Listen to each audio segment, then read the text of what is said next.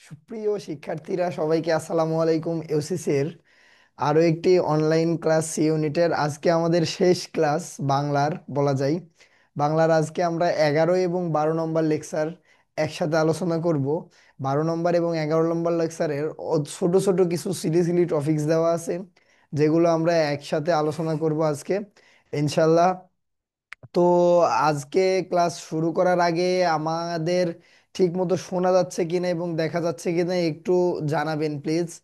ঠিক মতো শোনা এবং দেখা গেলে আমাদের একটু জানিয়ে দিন যে ঠিক মতো শোনা যাচ্ছে কিনা দেখা যাচ্ছে কিনা। ওকে, তাহলে আমরা আজকের যে ক্লাসের যে আলোচনা বা আজকের ক্লাসে আমাদের যে যে টপিকস গুলো আমরা পড়বো সেগুলোর আলোচনায় চলে যাব। ছোট ছোট কিছু টপিকস তার মধ্যে প্রথমে এবং কিন্তু খুবই গুরুত্বপূর্ণ কিছু টপিকস আছে যেখান থেকে প্রত্যেক বছর বিশ্ববিদ্যালয় ভর্তি পরীক্ষায় প্রশ্ন আসতে দেখা যায়।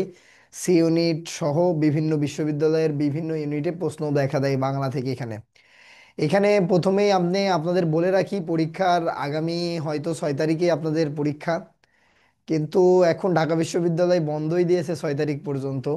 তো পরবর্তীতে দেখা যাক, আপনাদের পরীক্ষা এখনো স্থগিত করেছে কিনা এরকম কোনো নির্ভরযোগ্য নোটিশ পাই নাই। তো তাহলে আমরা ক্লাসে ফিরে যাই। আমরা পরবর্তীতে ক্লাসের বিষয়গুলো মধ্যে আমরা বিষয়গুলো আলোচনা করব। প্রথমে আমরা যে বিষয়টা নিয়ে আলোচনা করব সেটা হচ্ছে উপসর্গ। এখন উপসর্গ নিয়ে আলোচনা করতে গিয়ে আমরা উপসর্গের কনসেপ্টটা যদি একটু দেখার চেষ্টা করি, তাহলে আপনারা দেখেন এখানে একটু লক্ষ্য করেন। এখানে আমি একটা শব্দ লিখলাম কাল, শব্দ লিখলাম কি কাল। আমরা আরো কয়টা উদাহরণ দেখব, তার কারণে লিখি কাল লিখলাম।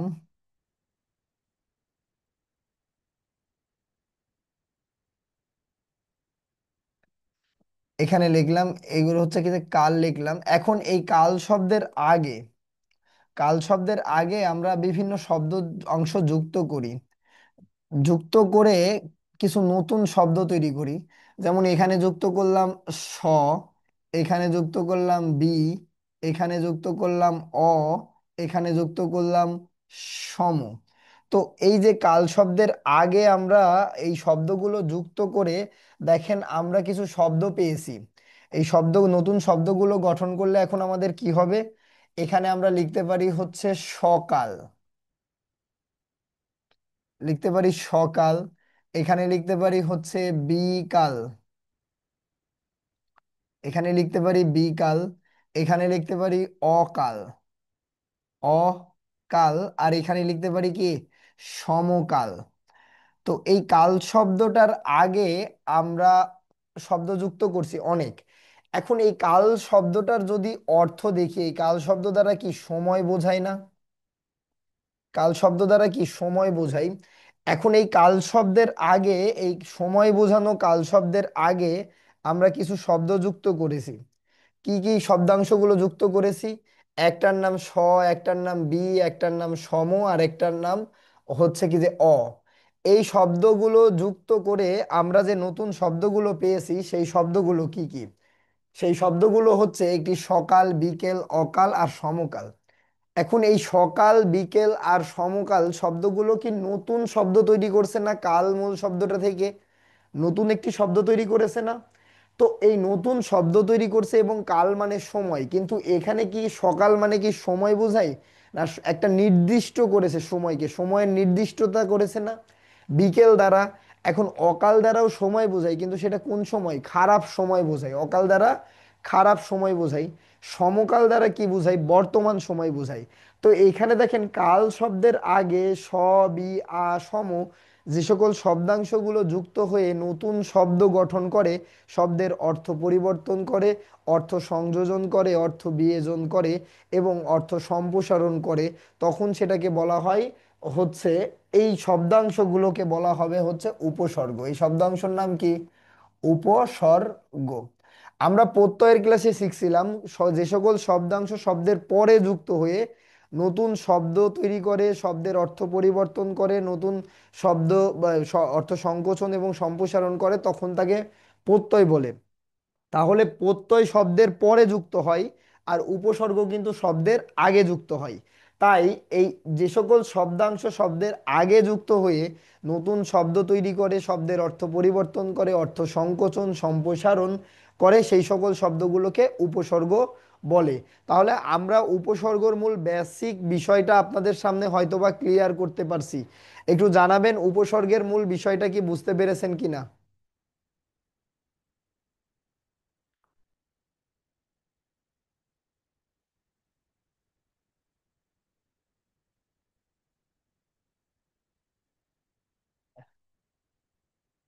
আর কমেন্টস হয়েছে ওখানে দেখেন, নিচের দিকে নিয়ে আসেন। ওকে, তাহলে আমরা উপসর্গের বাকি আলোচনার মধ্য দিয়ে আমরা প্রবেশ করলে দেখি উপসর্গ বাংলা ব্যাকরণের কোথায় আলোচিত হয়। উপসর্গ বাংলা ব্যাকরণের কিন্তু রূপতত্ত্বে আলোচিত হয়। উপসর্গ বাংলা ব্যাকরণের কোথায় আলোচিত হয়? উপসর্গ বাংলা ব্যাকরণের রূপতত্ত্বে আলোচিত হয়। উপসর্গ নিজের কোনো অর্থ নাই, তাই এটাকে বলা হয় অব্যয় সূচক পদ বলা হয়। উপসর্গকে কি বলা হয়? অব্যয় সূচক পদ বলা হয়। স্বাধীন পদ হিসাবে ব্যবহার হয় না। স্বাধীন পদ হিসাবে কি হয় না? ব্যবহার হয় না।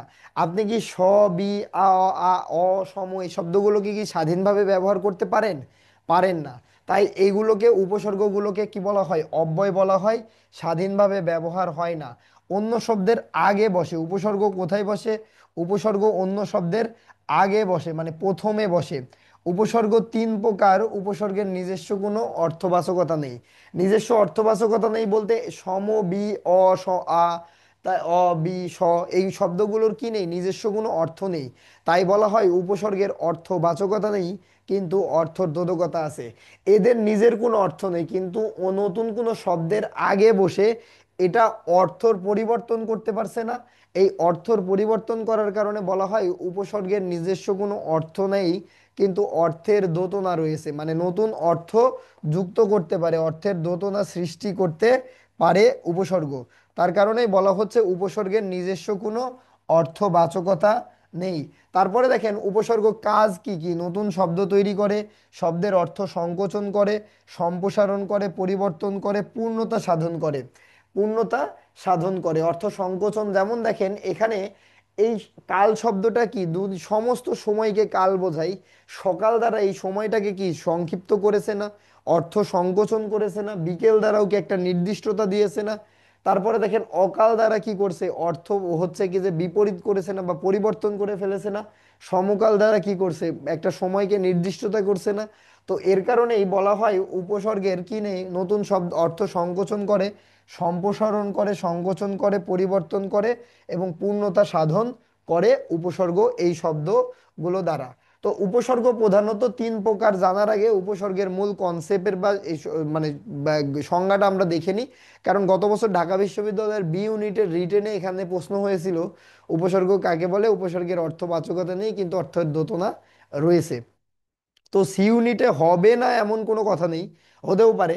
তো দেখেন এখানে আমরা দেখছি বাংলা ভাষায় এমন কতগুলো অব্যয়সূচক শব্দাংশ রয়েছে যার নিজস্ব কোনো কি নেই? অর্থ নেই, কিন্তু শব্দের আগে যুক্ত হয়ে নতুন শব্দ গঠন করে, এ করতে সাহায্য করে, তখন তাকে কি বলে? উপসর্গ বলে। যেটা আমরা দেখছিলাম। আমরা যদি আরো উদাহরণ দেখি, দেখেন এখানে একটা শব্দ লিখলাম হার। এই হার মানে কি? পরাজিত হওয়া বা গহনা, এই দুইটা অর্থেই কিন্তু এই একই হার বানান হয়।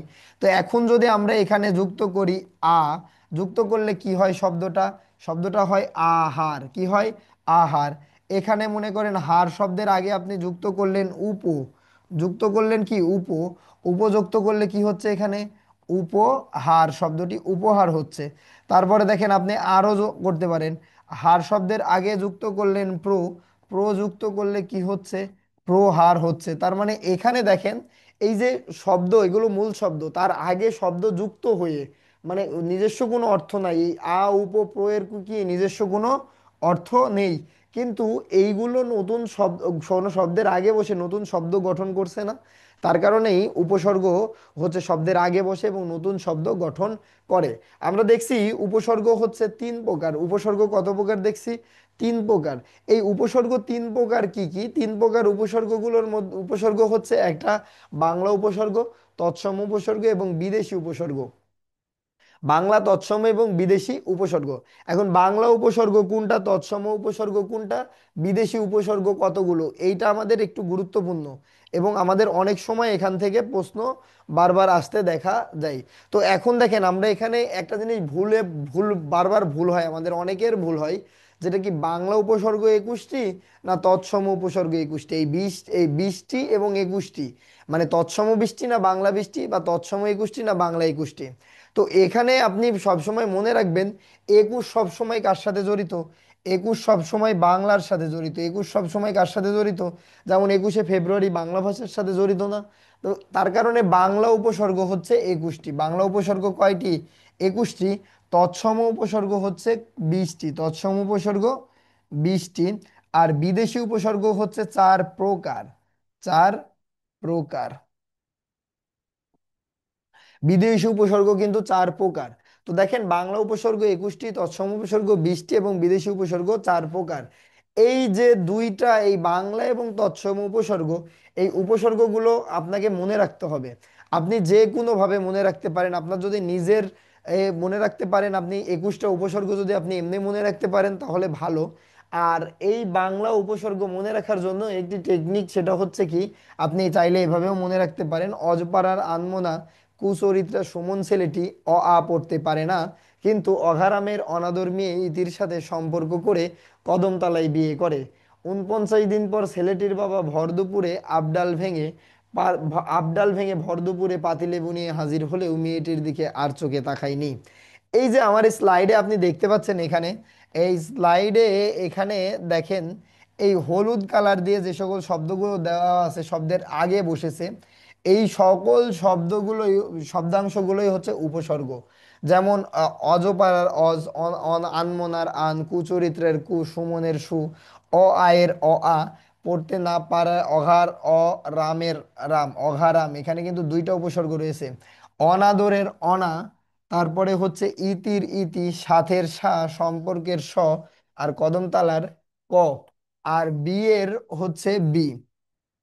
49এর আর হচ্ছে ছেলেটির বাবার আবডালের আব, ভর দুপুরের ভর, পাতিলেবুর পাতি, হাজিরের হা, আর চোখের আর নিয়ের নি, এই 21টি হচ্ছে বাংলা উপসর্গ। এই 21টি কি বলছে? বাংলা উপসর্গ। অনেক অনেক সময় আমাদের বিভিন্ন বিশ্ববিদ্যালয়গুলোতে, বিশেষ করে আপনি যখন রাজশাহী বিশ্ববিদ্যালয়ে পরীক্ষা দিবেন, চট্টগ্রাম বিশ্ববিদ্যালয়ে পরীক্ষা দিবেন, তখন দেখবেন এমন কিছু কোশ্চিন পাবেন যে নিচের কোনটি বাংলা উপসর্গ সাধিত শব্দ, বা নিচের কোনটি তৎসম উপসর্গ সাধিত শব্দ। তখন কিন্তু আপনার এই উপসর্গগুলো আপনি না চিনলে, বা এই উপসর্গগুলো আপনি না মনে রাখতে পারলে, এই প্রশ্নের অ্যান্সার আপনি করতে পারবেন না। তো তার কারণে আমি বলছি যে এই বাংলা উপসর্গ, তৎসম উপসর্গ এবং বিদেশি উপসর্গগুলো একটু মনে রাখা খুবই দরকার। তারপরে দেখেন তৎসম উপসর্গগুলো আপনি কিভাবে মনে রাখতে পারেন। মনে রাখতে পারেন: আশুবিনী, অনু, অপ, অধি, অপ, পরাপতি, উপ, উত, অভিয়তি, পরিসমনির, উপ, উপ, দূর। তো এই যে এইগুলো হচ্ছে, এই 20টি হচ্ছে কি, এই 20টি হচ্ছে তৎসম উপসর্গ। এই তৎসম উপসর্গ 20টির মধ্যে আপনি প্রথম লাইনের যে 4টি উপসর্গ দেখছেন, সেই 4টি উপসর্গ হচ্ছে আশুবিনী। আর হচ্ছে এই জায়গাতে বাংলা উপসর্গের মধ্যেও আপনি পাবেন, দেখেন বাংলা উপসর্গের মধ্যেও আপনি পাবেন এই যে আ, তারপরে দেখেন পাবেন হচ্ছে কি যে এই যে সুমনের সু, পাবেন হচ্ছে আ সু বি, বিয়ের বি, আর এই যে নিয়ের নি, এই 4টা আপনি বাংলা উপসর্গের মধ্যেও পাবেন। তো এই 4টা বাংলা এবং তৎসম 2টা উপসর্গের মধ্যেই রয়েছে। কিন্তু ভাই আমাদের ঝামেলাটা তৈরি হবে কখন, যে স্যার এটা কখন বাংলা উপসর্গ, কখন তৎসম উপসর্গ, কখন এটা বাংলা উপসর্গ হবে, কখন তৎসম উপসর্গ হবে। এইটা বোঝার জন্য আমি আপনাদের 3 নম্বর লেকচারে দেখবেন তৎসম শব্দ চেনার কিছু রুলস দিয়েছিলাম। বলছিলাম যে সকল তৎসম শব্দ চেনার যে কিছু রুলস দিয়েছিলাম, কি কি বলছিলাম বলেন তো? বলছিলাম মূর্ধন্য, মূর্ধন্য স, তারপরে এই ক্ষীয়, তারপরে হয়েম, তারপরে হচ্ছে কি যে আমরা বলছিলাম হচ্ছে জফলা যুক্ত বর্ণ, তারপরে জয়ে ইয় যুক্ত বর্ণ। এই বর্ণযুক্ত শব্দগুলো কি হয়? এই বর্ণযুক্ত শব্দগুলো তৎসম শব্দ হয়। তারপরে হিন্দু ধর্ম সংক্রান্ত সকল শব্দ, হিন্দু ধর্ম সংক্রান্ত, হিন্দু ধর্ম সংক্রান্ত শব্দ। তারপরে বলছিলাম 10 দিকের নাম।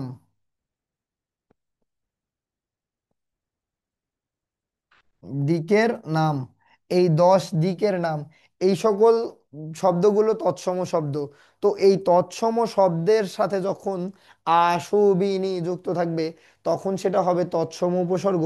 আর যখন বাংলা শব্দ মানে অতৎসম শব্দ ছাড়া বাকি সকল শব্দের সাথে যখন এই উপসর্গগুলো যুক্ত হবে তখন সেই উপসর্গ হবে এ বাংলা উপসর্গ। তো আশা করি উপসর্গের এই বিষয়টা আমি বোঝাতে পেরেছি। এবার আমরা দেখি বিদেশি উপসর্গের মূল বিষয়টা। বিদেশি উপসর্গের বিষয়টা কি? বিদেশি উপসর্গের বিষয়টা এখানে লক্ষ্য করবেন। বিদেশি উপসর্গ রয়েছে কত প্রকার? বিদেশি উপসর্গ রয়েছে 4 প্রকার। বিদেশি উপসর্গ কত প্রকার?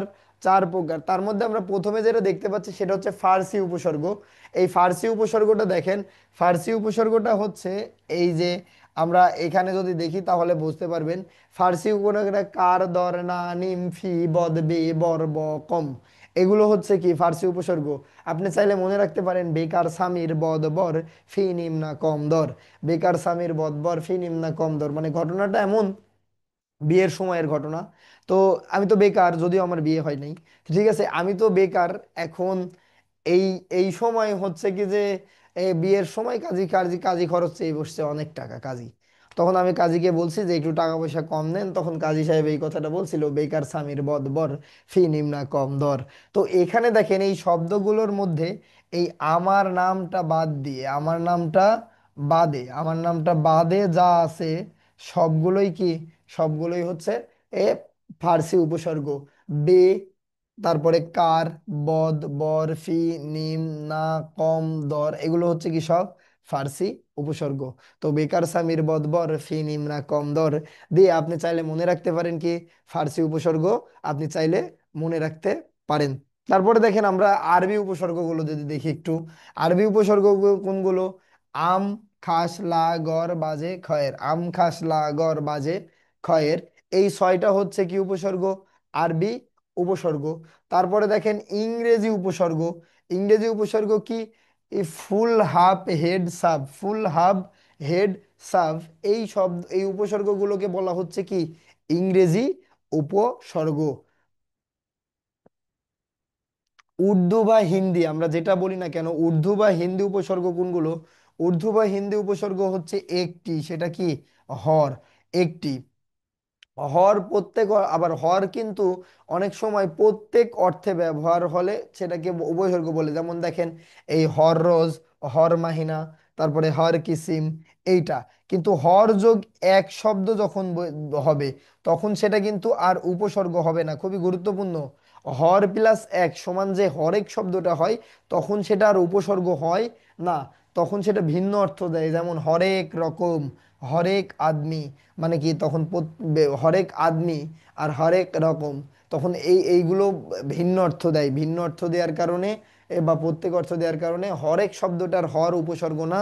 তাছাড়া হর মাহিনা, হর দিন, হর হর কিসিম, হর রোজ, হর হর হফতা, হর বছর, হর বছর, হর হর এক আদমি, তখন আবার কিন্তু উপসর্গ হিসাবে হর বুঝবে না। আশা করি এটা বোঝাতে পেরেছি। উপসর্গের এই পর্যন্ত বুঝতে পেরেছেন কিনা একটু জানান আমাকে। এই পর্যন্ত উপসর্গের বিষয়টা কি ক্লিয়ার কিনা আপনারা? আচ্ছা, এখন দেখেন এই উপসর্গ থেকে এছাড়াও আমাদের যে 2টা প্রশ্ন বেশি আসে এবং যে প্রশ্নগুলো ঢাকা বিশ্ববিদ্যালয়ের খুবই গুরুত্বপূর্ণ, সে তার মধ্যে অন্যতম একটি হচ্ছে কি উপসর্গের কোন অর্থে উপসর্গ যুক্ত হয়েছে, এই দোতনাটা আমাদের কি করতে আসে, আমাদের জানতে আসে উপসর্গের ক্লাসে। তো এখন কোন উপসর্গ কোন দোতনা অর্থে কিভাবে ব্যবহার হয়েছে সেইটা আমাদের একটু বুঝতে হবে। তো এখন দেখেন এইটা জানার জন্য এই আমরা কিছু শব্দ প্র্যাকটিস করে দেখব। আসলে এটা কোনো টেকনিক নাই, তবে একটা টেকনিকও আছে। সেই টেকনিকটা কি?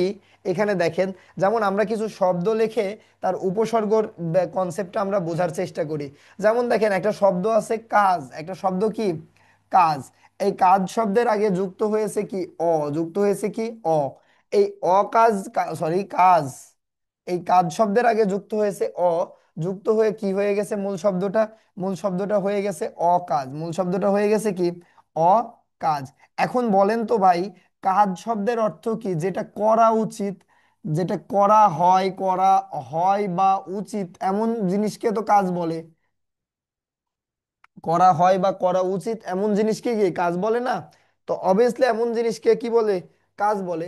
তো এখন দেখেন, এই করা হয় বা করা উচিত জিনিসটা হচ্ছে কাজ, কিন্তু এখানে কাজ শব্দটা সাথে যখন অযুক্ত হয়েছে তখন কি হয়ে গেছে? অকাজ।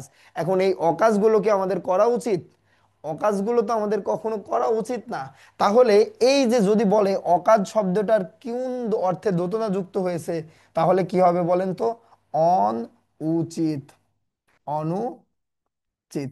অনুচিত অর্থে দোতনা জিজ্ঞেস অনুচিত অর্থে হচ্ছে দোতনা সৃষ্টি হয়েছে। তাই এইগুলো এইটাকে বলা হচ্ছে কি? অনুচিত অর্থে দোতনা।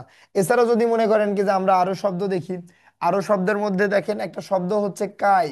একটা শব্দ কি? কাই। কাই শব্দের অর্থ হচ্ছে ক্ষুদ্র আকার। কাই শব্দের অর্থ কি? ক্ষুদ্র আকার। তার আগে যুক্ত হয়েছে কি? অতি। যুক্ত হয়েছে কি? অতি।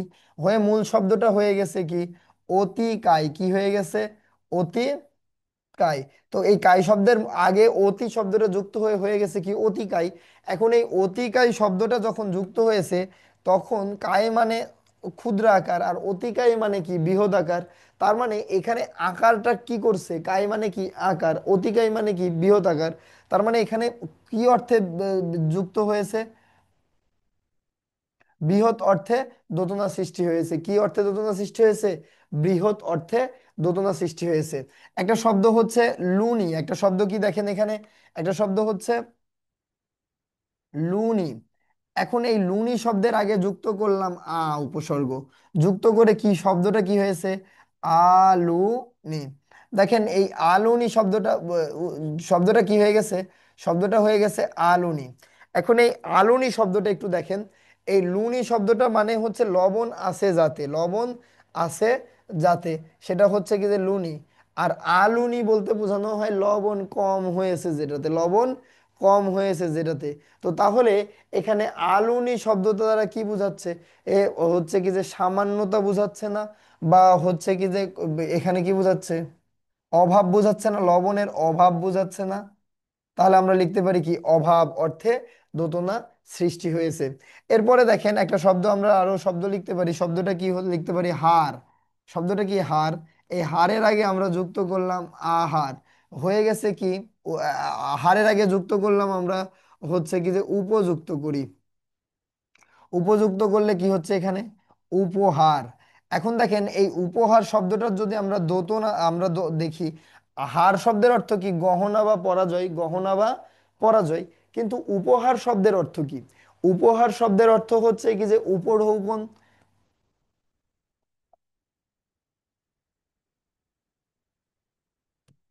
উপঢৌকন।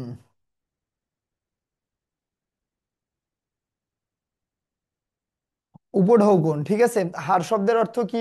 হচ্ছে হার শব্দের অর্থ হচ্ছে কি যে গহনা। আর উপহার শব্দের অর্থ হচ্ছে কি যে উপঢৌকন। তাহলে এখানে উপঢৌকন অর্থে দোদনা সৃষ্টি হয়েছে। এছাড়াও যদি আমরা আরো শব্দ দেখি, আমরা যদি দেখি হচ্ছে কি যে এ, হারের হারের আগে যদি আমরা লিখি অনা, কি লিখি আমরা? অনা লিখি। অনা লিখলে এখানে কি শব্দ হচ্ছে? অনাহার। কি শব্দ হচ্ছে? অনাহার। এখন এই অনাহার শব্দটাতে কি? হার মানে কি? গহনা। আর অনাহার মানে কি? খাবারের অভাব। অনাহার মানে কি? খাবারের অভাব। তার মানে এখানে অনাহার শব্দটার কি অর্থে দোতনা সৃষ্টি হয়েছে? অনাহার শব্দটাতে আমাদের এখানে দোতনা সৃষ্টি হয়েছে, সেটা হচ্ছে অভাব অর্থে। এখানেও কি অর্থে দোতনা সৃষ্টি হয়েছে? অভাব অর্থে।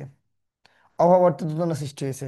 তো অ্যাকচুয়ালি মূল বিষয়টা হচ্ছে এটা, যে আপনাকে যদি কোনো শব্দের দোতনা বা কোনো শব্দের যে মানে কোন কোন শব্দটা কোন অর্থে উপসর্গ যুক্ত হয়েছে, এরকম যদি প্রশ্ন এসে থাকে বা প্রশ্ন আসে, তাহলে আপনি উপসর্গ ছাড়াই যে মূল শব্দগুলো আছে না, মূল শব্দগুলোর অর্থ বা বের করার চেষ্টা করবেন, মূল শব্দের অর্থ।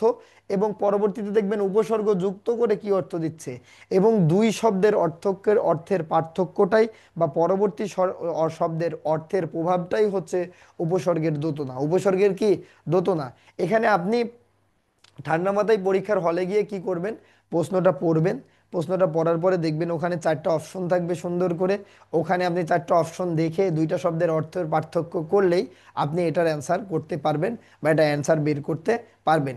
উপসর্গ থেকে আরও এক ধরনের প্রশ্ন হয়, সেই প্রশ্নটা কেমন ধরনের দেখেন আমি এখানে একটু দেখাই। ও আরেক ধরনের যে প্রশ্নটা হয় সেটা হচ্ছে একটা শব্দ দিবে আপনাকে, একটা শব্দ দিয়ে বলতে পারে এই শব্দের মধ্যে কয়টি উপসর্গ রয়েছে, এই শব্দের মধ্যে কয়টি উপসর্গ রয়েছে, এই প্রশ্ন হতে পারে। তো এই প্রশ্ন হলে তখন আপনি অ্যান্সার করবেন কিভাবে দেখেন। অ্যান্সার করবেন, মনে করেন কি যে এখানে একটা শব্দ দেওয়া থাকলো অপরিচিতা, অপরিচিতা। তো এইরকম করে যদি কোনো শব্দের যদি উপসর্গের দোতনা বের করতে বলে, তাহলে সেই শব্দটাকে শেষ থেকে বিশ্লেষণ করবেন। শেষ থেকে বিশ্লেষণ করে যদি অর্থবোধক শব্দ পেয়ে যান, তার আগের যতগুলো শব্দ থাকবে সবগুলোই কি উপসর্গ, আগের যতগুলো শব্দ থাকবে সবগুলোই কি উপসর্গ। এখন দেখেন এই অপরিচিত শব্দটা যদি আমরা দেখি, তাহলে এখানে শব্দ কি হচ্ছে বলেন তো। শব্দটা হচ্ছে শেষের শব্দটা কি তা, শেষের শব্দটা কি তা। এখন এই তা কি কোনো শব্দ হতে পারে? নিঃসন্দেহে তা কোনো শব্দ হতে পারে না। তো এখন তায়ের আগে রয়েছে কি চি, তায়ের আগে কি রয়েছে চি। এখন দেখেন তো চিতা কি শব্দ হতে পারে কি পারে না? অবশ্যই চিতা শব্দ হতে পারে। তো এখন যদি চিতা শব্দ হয় তার মানে চিতার আগে কি রয়েছে, চিতার আগে রয়েছে হচ্ছে পরি। এখন কি পরি কি উপসর্গ কি উপসর্গ না? পরি উপসর্গ, তৎসম উপসর্গ পরি। ঠিক আছে, তো এই পরিটা হচ্ছে উপসর্গ, তাহলে কি পরিটা উপসর্গ। এখন পরির আগে কি রয়েছে অ, তাহলে এখানে দেখেন তো এই অ এবং পরি এখানে কি অ একটি উপসর্গ এবং পরি একটি উপসর্গ, মিলে দুইটা উপসর্গ মিলে কি হচ্ছে সেখানে অপরিচিত শব্দটি গঠিত হয়েছে। তাহলে অপরিচিত শব্দের মধ্যে কয়টি উপসর্গ রয়েছে? দুইটি উপসর্গ রয়েছে, দুইটি উপসর্গ রয়েছে। এবার দেখেন আমরা আমরা যদি আরো একটি শব্দ দেখি, যদি আমরা দেখি ব্যাকরণ শব্দটা যদি দেখি, বয়দফলা আকার ক র মূর্ধন্য, এই ব্যাকরণ শব্দটা যদি দেখি তাহলে এখন দেখেন এই ব্যাকরণ শব্দটা বিশ্লেষণ করলে শেষে আমরা কি পাই? শেষে আমরা মূর্ধন্য পাই, কি পাই? মূর্ধন্য, তারপরে কি পাই? র পাই। তাহলে এই রণ কি একটি শব্দ হতে পারে কি পারে না? নিঃসন্দেহে রণ একটি শব্দ হতে পারে। এই কি রণ বাজাবাজি ঘন রণ। তো এখন দেখেন আর, তো এই যে রণটা কি একটা শব্দ হতে পারে? তো তার কারণে এইটা হচ্ছে কি, এটা একটা মানে শব্দ। তাহলে তার আগে কি রয়েছে? তার আগে রয়েছে ক। এখন ক কি কোনো শব্দ হতে পারে? পারে। উপসর্গ হতে পারে? পারে না। এখন দেখবো আমরা ক সহ মিলে শব্দ হতে পারে কিনা। হ্যাঁ, করণ তো শব্দ হয়, করণ শব্দ হয়। এখন করণ শব্দের আগে কি রয়েছে? একটা আ রয়েছে, কি রয়েছে বলেন তো? আ। তাহলে এই আ কি উপসর্গ হতে পারে কি পারে না? আ উপসর্গ হতে পারে। আ কি পারে? উপসর্গ হতে পারে। তো তাহলে আ, তারপরে কি রয়েছে? ব্যা। এখন দেখেন এই যে ব্যাকরণ শব্দটা কিন্তু আমরা একদিন বিশ্লেষণ করছিলাম ক্লাসে, বলছিলাম এই বি যোগ আ সমান কি হয়? ব্যাকরণ শব্দটা সন্ধির নিয়মে হয় ব্যা, সন্ধির নিয়মে কি হয়? ব্যা। এখন দেখেন তাহলে এই যে সন্ধিতে আমরা একটা রুলস শিখছিলাম না, যোগের এই পাশে রস্বই বা দীর্ঘই, এই পাশেও যদি কি থাকে রস্বই বা দীর্ঘই থাকে, তাহলে কি হয়? তাহলে দীর্ঘই হয়, দীর্ঘিকার হয়। আর আরেকটা রুলস ছিল, সেটা হচ্ছে যোগের এই পাশে যদি রস্বই বা দীর্ঘই থাকে, তা আর এই পাশে যদি অন্য স্বর থাকে মানে নাই, রস্বই বা দীর্ঘই নাই, তখন কি হবে ভাই? তখন আমাদের একটা রুলস ছিল না, জয়ফলা হয়, জফলা হয়, একটা রুলস ছিল না? তো এখন এই যে এই রুলস অনুযায়ী ব্যাকরণ শব্দটা গঠিত হয়েছে। তার মানে যোগের এই পাশে বি, মানে জফলা থাকার কারণে কি এখানে এটা হচ্ছে বি। আপনি মনে রাখবেন কোনো একটা শব্দের যদি উপসর্গ আইডেন্টিফাই করতে দেয় আপনাকে, আপনি কি করবেন? যে শব্দের সাথে জফলা আছে সেই শব্দের সাথে একটা রশ্মি থাকবে, কি হবে? রশ্মি হবে। যেমন এখানে বি এর সাথে যে বর্ণের সাথে রফলা আছে, যেমন এখানে বি এর সাথে রফলা আছে বয়ের সাথে, তার কারণে এটা কি হয়ে যাবে? বি। তাহলে ব্যাকরণ শব্দের উপসর্গ কয়টি? ব্যাকরণ শব্দের উপসর্গ একটা বি আর একটা আ, ব্যাকরণ। তো এরকম ভাবে উপসর্গ আপনাকে কি করতে হবে? আইডেন্টিফাই করতে হবে যদি পরীক্ষায় উপসর্গ আসে। উপসর্গ কি আসে আসে তো এখন দেখেন তাহলে আমরা উপসর্গর মূল যে বিষয়গুলো আছে ছিল আমাদের আজকের ক্লাসের, তো এই উপসর্গের মূল কনসেপ্টটা আমরা হয়তো ক্লিয়ার করতে পারছি। একটু জানান উপসর্গর এই বিষয়গুলো সব কিছু বুঝতে পারছেন কিনা।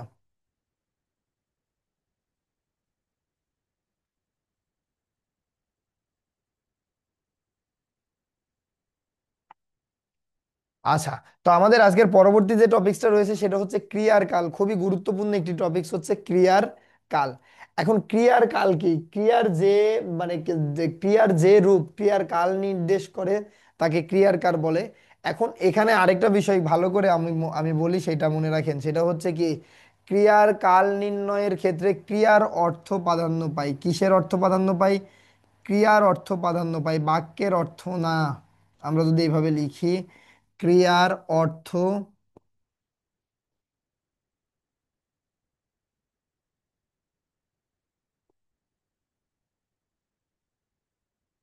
প্রাধান্য পায়, বাক্যের অর্থ নয়।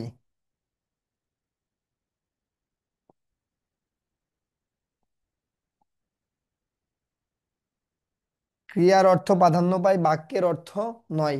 তো দেখেন, ক্রিয়ার কালের দিক থেকে ক্রিয়ার কাল নির্ণয়ের ক্ষেত্রে গিয়ে কি হয়, ক্রিয়ার অর্থ প্রাধান্য পায়, বাক্যের অর্থ প্রাধান্য পায় না।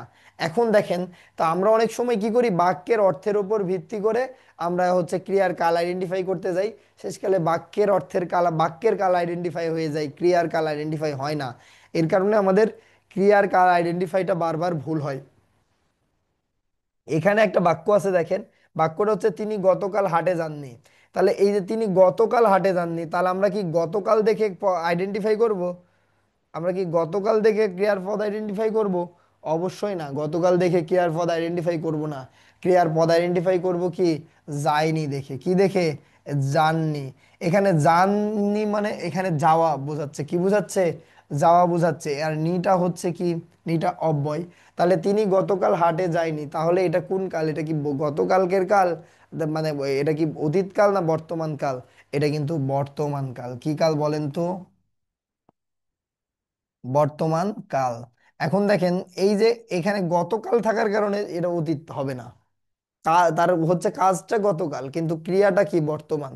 এখন তাহলে আমরা ক্রিয়ার কাল আইডেন্টিফাই করার ক্ষেত্রে করতে গিয়ে যাওয়ার আগে আমরা প্রথমে দেখব ক্রিয়ার কাল তিন প্রকার: একটা বর্তমান, অতীত এবং ভবিষ্যৎ। আর ক্রিয়ার নাম আবার চার প্রকার। প্রত্যেকটা ক্রিয়ার নামই কি, চার প্রকার। একটি সাধারণ, একটি ঘটমান, পুরা ঘটিত। ঠিক আছে? তো এই সাধারণ, ঘটমান, পুরা ঘটিত এগুলো আছে, যেমন প্রেজেন্ট ইনডিফিনিট, প্রেজেন্ট পারফেক্ট, মানে প্রেজেন্ট কন্টিনিউয়াস, প্রেজেন্ট পারফেক্ট। ঠিক আছে? তো টেন্সের দিক থেকে গেলে, তো এখন দেখেন, তো এইগুলো কাল। আর আমাদের রয়েছে কি, আরেকটা রয়েছে অনুজ্ঞা, এবং হচ্ছে বর্তমান আর ভবিষ্যতে রয়েছে অনুজ্ঞা, আর অতীতে রয়েছে কি, নিত্যবৃত্ত অতীত। অতীতে কি রয়েছে? নিত্যবৃত্ত অতীত। তো আমাদের এই কালগুলো একটু জানতে হবে এবং কালের নামগুলো জানতে হবে। আশা করি আপনারা এই বিষয়টা বুঝতে পারছেন। এটা কি বুঝতে পেরেছেন কিনা জানেন যে কালের নাম কোনগুলো? যেমন কালের নাম দিক থেকে হয় সাধারণ বর্তমান, ঘটমান বর্তমান, পুরাঘটিত বর্তমান, অনুজ্ঞা বর্তমান। তারপরে দেখেন কালের ঘটনার দিক থেকে হয় সাধারণ অতীত, ঘটমান অতীত, পুরাঘটিত অতীত, নিত্যবৃত্ত অতীত, সাধারণ ভবিষ্যৎ, ঘটমান ভবিষ্যৎ, পুরাঘটিত ভবিষ্যৎ, অনুজ্ঞা ভবিষ্যৎ। তো তার মানে এই যে কালের নাম, এই কালে কি ক্রিয়ার নাম এইগুলো, আর ক্রিয়ার কালের নাম কোনগুলো? এইগুলো বর্তমান, অতীত এবং ভবিষ্যৎ। এখন দেখেন, পরবর্তীতে আমরা এই কালগুলো আইডেন্টিফাই করার জন্য আমি এখানে দুটো টেকনিক ব্যবহার করেছি। আমাদের বাংলাদেশের ম্যাক্সিমাম বইগুলোতে বা টিচারগুলোরা আমাদের এভাবে শেখায় যে বা মানে শিখায়, বিভিন্ন ওয়েতে শিখায়, যেগুলোর ক্ষেত্রে আমাদের বিভিন্ন হ্যাসেল বা তো মানে মনে রাখার যে একটা ঝামেলা তৈরি হয়ে যায়। বা অনেকে শিখায় যে যে কাজ পূর্বে শুরু হইয়া বর্তমানে তার ফল বিদ্যমান, সেটা কি, সেটা হচ্ছে ঘটমান বর্তমান। এখন এই যে এই শব্দটার অর্থই আমরা বুঝি না। আমাদের টিচাররা এই বাক্যটা বলে, এই বাক্যটার কনসেপ্টটাই বুঝি না। যেমন মনে করেন আপনারা 2000 কত 21 সালে এইচএসসি, না সরি 23 সালে এসএসসি পাস করছেন। তাই আপনি 2023 সালে এসএসসি পাস করছেন, এই বাক্যটা কোন কালের উদাহরণে? একটু বলেন তো। আপনি 2023 সালে এসএসসি পাস করছেন, এটা কোন কালের উদাহরণ?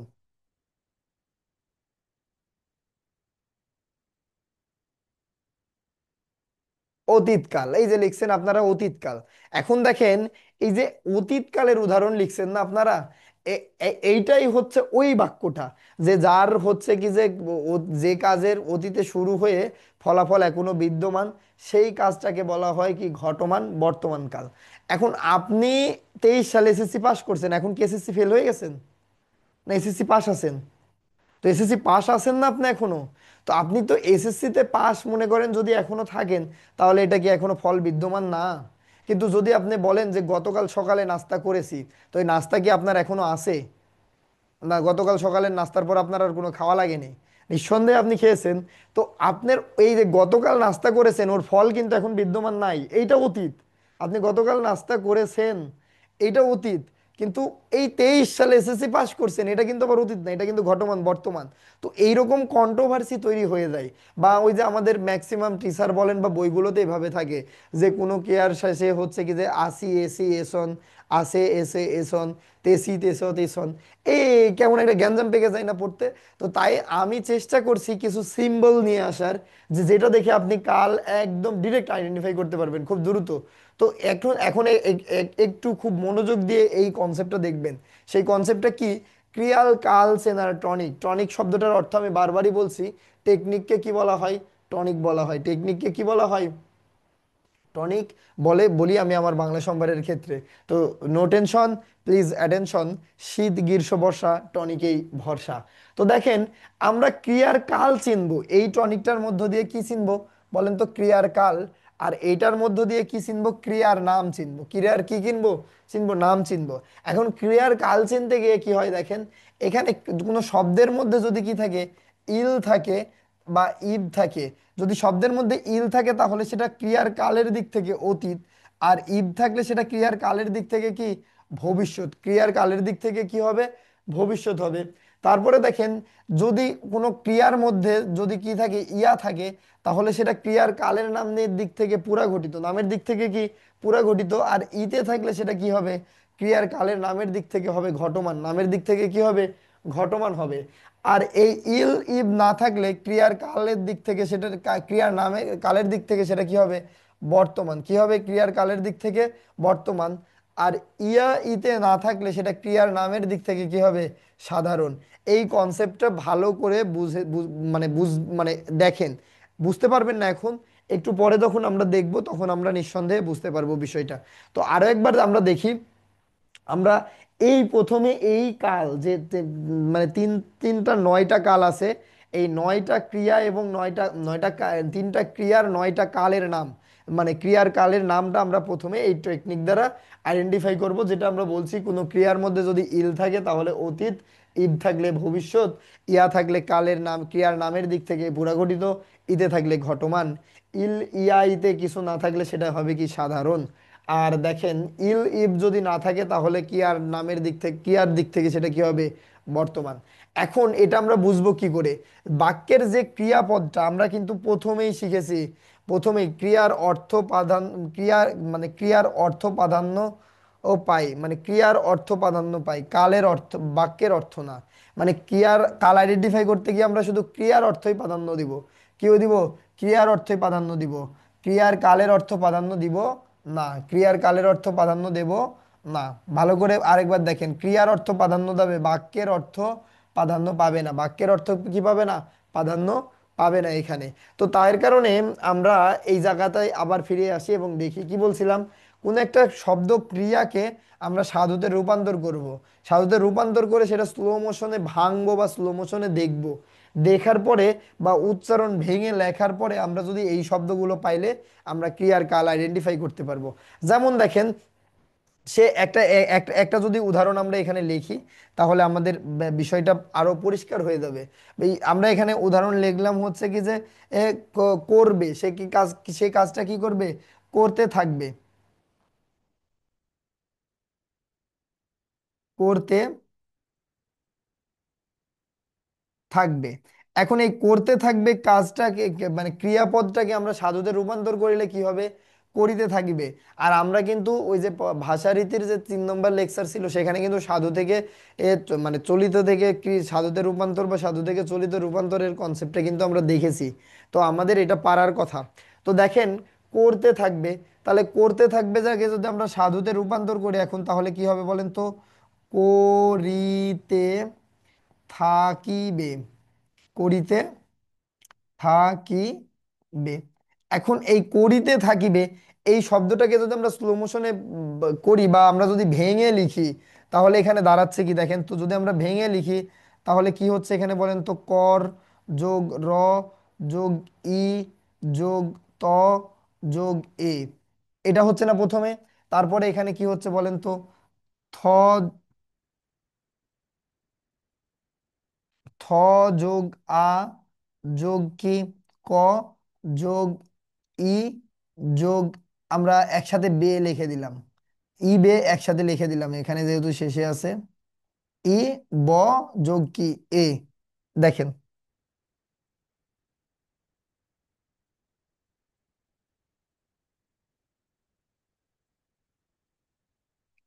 আচ্ছা দেখেন এখানে লিখলাম কি, ইব লিখলাম।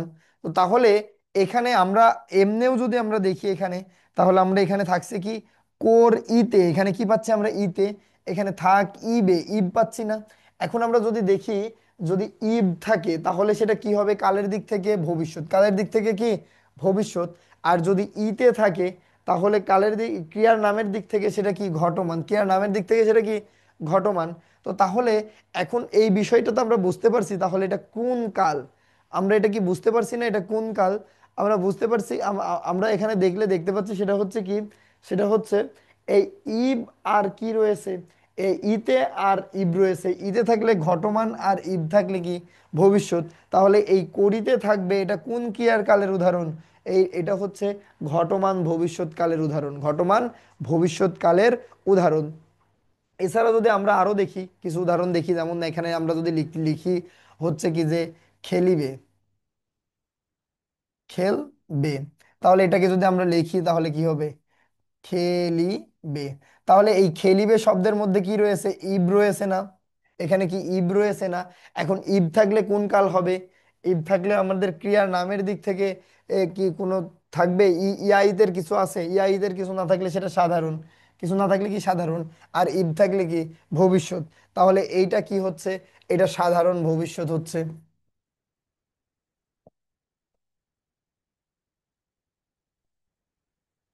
সাধারণ ভবিষ্যৎ। তারপরে আমরা যদি হচ্ছে কি যে সে কি করে, কাজটি করে। এখন দেখেন এই করে শব্দটাকে কি আপনি সাধুতে রূপান্তর করতে পারবেন? করে, এই করে ক্রিয়াটাকে কি সাধুতে রূপান্তর করবেন? করিবে, করিতে, করিতে হবে? হবে না। তো এই যে ক্রিয়াটা সাধুতে রূপান্তরই হবে না, তো তখন সেটা কি হবে বলেন তো? যে ক্রিয়াটা সাধুতে রূপান্তর করবে না, তখন ইল ইবের কিছু পাওয়া যাবে না, তখন বর্তমান। আর ইয়াইদেরও কিছু না পাওয়া গেলে সাধারণ। তাহলে এই যে এইটা কি হচ্ছে, এটা কোন ক্রিয়ার উদাহরণ হচ্ছে? এটা কি সাধারণ বর্তমান হচ্ছে না? বর্তমান, সাধারণ বর্তমান হচ্ছে না? তারপরে আমরা হচ্ছে কি যে যদি লিখি হচ্ছে কি যে করেছেন, করেছেন,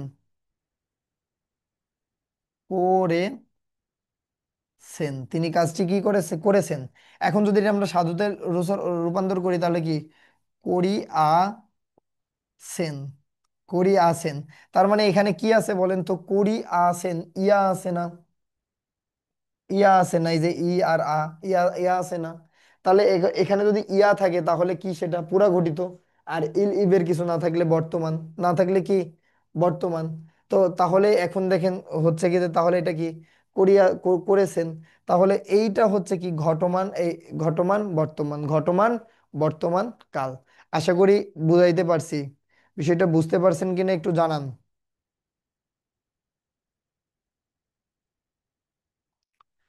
ওকে, তো তাহলে এখন দেখেন তো আমাদের এই যে এই পাশে অনুজ্ঞা, নিত্যবৃত্ত, অতীত বা অনুজ্ঞা রয়েছে না? এই তিনটা বিষয় আমরা এখন একটু দেখব। আমাদের নিত্যবৃত্ত অতীতটা কি? নিত্যবৃত্ত অতীত যে ক্রিয়া অতীতে প্রায় ঘটতো এমন বোঝাতে তখন তাকে নিত্যবৃত্ত অতীত বলে, তখন তাকে কি বলে? নিত্যবৃত্ত অতীত বলে। যে ক্রিয়া অতীতে প্রায় ঘটতো তখন সেটাকে কি বলে? নিত্যবৃত্ত অতীত বলে। যেমন বাবা প্রতিদিন বাজারে যেতেন, বাবা কি করতেন? প্রতিদিন বাজারে যেতেন, তার মানে নিত্য এই কাজটা ঘটতো, বাবা প্রতিদিন বাজারে যেতেন।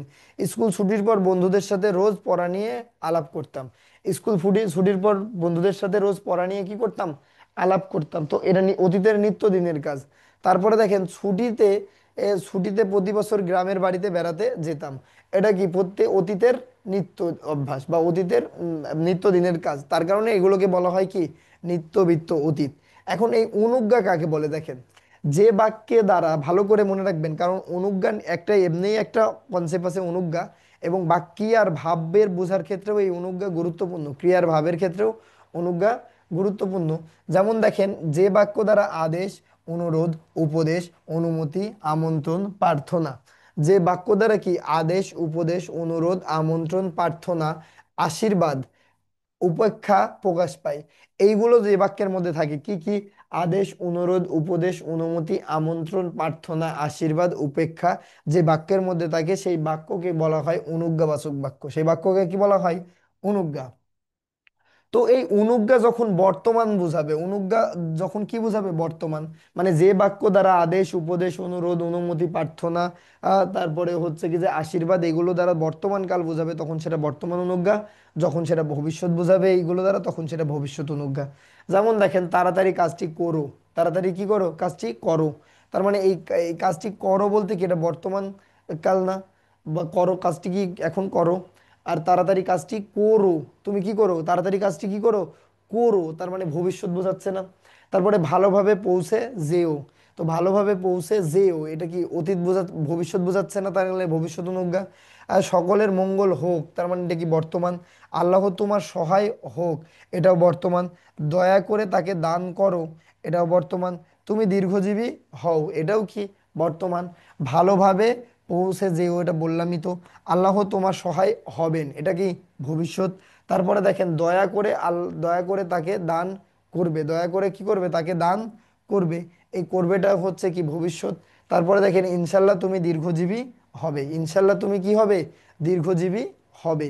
তো এখানে ইনশাল্লাহ তুমি দীর্ঘজীবী হবে, এটা দ্বারা কি বোঝাচ্ছে, ভবিষ্যৎ বোঝাচ্ছে। এবং এটা কি এটা কি বোঝাচ্ছে, এই প্রার্থনা বোঝাচ্ছে বা ইচ্ছা বোঝাচ্ছে। এর কারণে এটা অনুজ্ঞা ভবিষ্যৎ।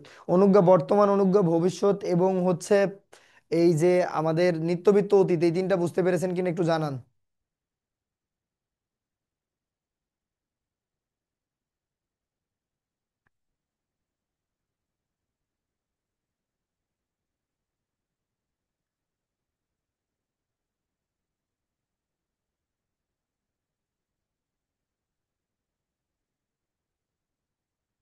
ওকে, তাহলে আমরা পরবর্তীতে যেটা দেখবো দেখবো সেটা হচ্ছে পুরুষ ও স্ত্রীবাচক শব্দ, পুরুষ ও স্ত্রীবাচক শব্দ বা লিঙ্গ।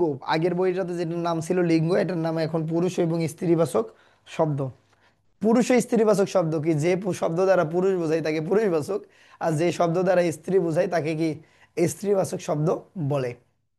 তো পুরুষ এবং স্ত্রীবাচক শব্দের মূল বিষয়টা এটা, যে শব্দ দ্বারা পুরুষ বোঝায় তাকে পুরুষবাচক শব্দ বলে, এবং যে শব্দ দ্বারা স্ত্রী বোঝায় তাকে স্ত্রীবাচক শব্দ বলে। যেমন দেখেন, এই পুরুষ এবং স্ত্রীবাচক শব্দ প্রধানত দুই প্রকার, প্রধানত কত প্রকার, দুই প্রকার, একটা প্রতিপত্তিবাচক, আর একটা হচ্ছে পুরুষ এবং স্ত্রীবাচক, যেটাকে বলা হয় সাধারণ পুরুষ স্ত্রীবাচক।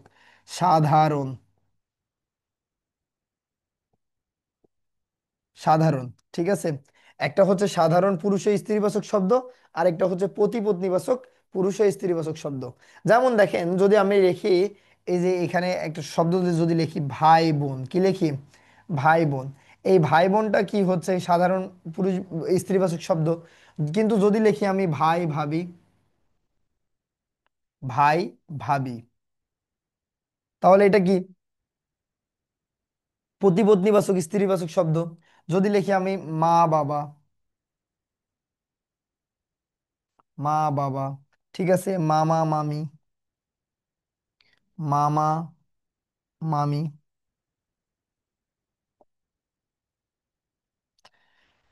ভাই বোন, মা বাবা, মামা মামি, এগুলো কি, এগুলো হচ্ছে সাধারণ পুরুষ এবং স্ত্রীবাচক শব্দ না, এগুলো প্রতিপত্তিবাচক শব্দ। চাচা চাচি, দাদা দাদি, নানা নানি, এগুলো হচ্ছে কি, এই হচ্ছে প্রতিপত্তিবাচক স্ত্রীবাচক শব্দ। কিন্তু যদি লিখি ছেলে মেয়ে, ছেলে মেয়ে, ছেলে মেয়ে, শিক্ষক শিক্ষিকা,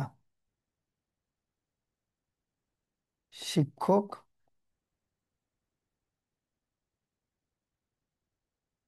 শিক্ষক শিক্ষিকা, এটাও কি, এটাও পুরুষ এবং স্ত্রীবাচক শব্দ। এটা কি পুরুষ স্ত্রীবাচক শব্দ? সাধারণ পুরুষ ও স্ত্রীবাচক শব্দ। এখন আমাদের ঝামেলাটা হয় পরীক্ষায় বিভিন্নভাবে প্রশ্ন আসে যে পুরুষ এবং স্ত্রীবাচক শব্দ গঠিত হয় কিভাবে, পুরুষ থেকে স্ত্রীবাচক করা হয় কিভাবে, বা স্ত্রী থেকে পুরুষবাচক করা হয় কিভাবে।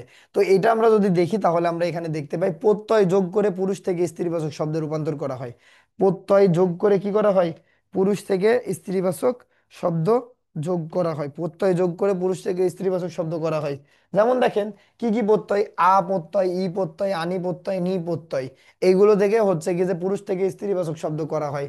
যেমন দেখেন, যদি দেখা যায় হচ্ছে কি যে এই আ প্রত্যয় যুক্ত করে বা ই প্রত্যয় যুক্ত করে বা নি প্রত্যয় যুক্ত করে পুরুষ থেকে স্ত্রীবাচক শব্দ ও করা যায়। এছাড়াও আমাদের যে দ্বিতীয় যে নিয়মটা রয়েছে সেটা হচ্ছে প্রত্যয় বা প্রত্যয় যোগ করে স্ত্রীবাচক বা প্রত্যয় পরিবর্তন করে স্ত্রীবাচক থেকে পুরুষবাচক শব্দ ও করা হয়।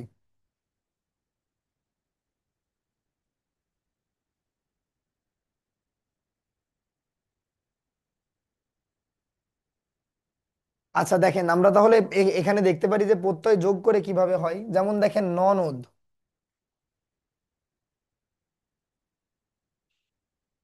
ননদ থেকে ননদী, দি। ঠিক আছে, এটা হচ্ছে হচ্ছে পুরুষ থেকে স্ত্রীবাচক শব্দ। কিন্তু এগুলো হচ্ছে কি, এ, এটা দুঃখিত, এটা না। ধোপা, ধোপা, ধোপা থেকে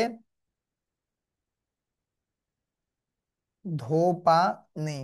ঠিক আছে, এটা হচ্ছে কি যে পুরুষ থেকে স্ত্রীবাচক শব্দ। চাকর, চাকর থেকে চাকরানি, চাকরানি।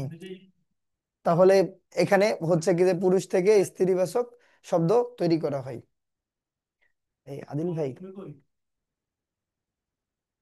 পুরুষ থেকে স্ত্রীবাচক শব্দ কিভাবে হয়? তাহলে দেখেন, এখানে প্রত্যয় যোগ করে কি শব্দ পুরুষ থেকে স্ত্রীবাচক শব্দ হয়েছে না? চাকর থেকে আনি শব্দ যুক্ত করে চাকরানি, ধোপা থেকে আনি শব্দ যুক্ত করে কি ধোপানি। এখন প্রত্যয় পরিবর্তন করে কিভাবে পুরুষ থেকে স্ত্রীবাচক শব্দ হয়? যেমন দেখেন, মামা, এই মামা শব্দের শেষে আপত্যয় আছে না? এই আপত্যয় থেকে কি হয়ে গেছে? মামি। মনে করেন, এটা কি আপত্যয়, এটা কি পরিবর্তন হয়ে ই প্রত্যয় হয়ে গেছে। তেমনি ভাবে দেখেন হচ্ছে কি যে চাচা, এই চাচা থেকে যদি লিখি চাচি তাহলে আপত্যয় পরিবর্তন হয়ে কি ই প্রত্যয় হয়ে গেছে। তো এই প্রত্যয় পরিবর্তন করেও কি করা হয়? পুরুষ থেকে স্ত্রীবাচক করা হয়। ক্ষুদ্র অর্থে ইকা যোগ করে স্ত্রীবাচক শব্দ গঠিত হয়। ক্ষুদ্র অর্থে ইকা যোগ করে স্ত্রীবাচক শব্দ গঠিত হয়। যেমন দেখেন, এই যে মাল্লা বা মল্লিকা।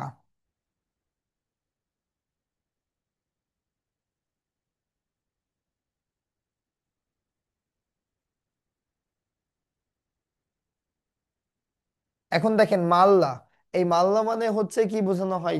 মালা বোঝানো হয়। মাল্লা বলতেও কি বোঝানো হয়? মালা। কিন্তু যখন এটা এটা থেকে যখন হয়ে যায় কি মল্লিকা,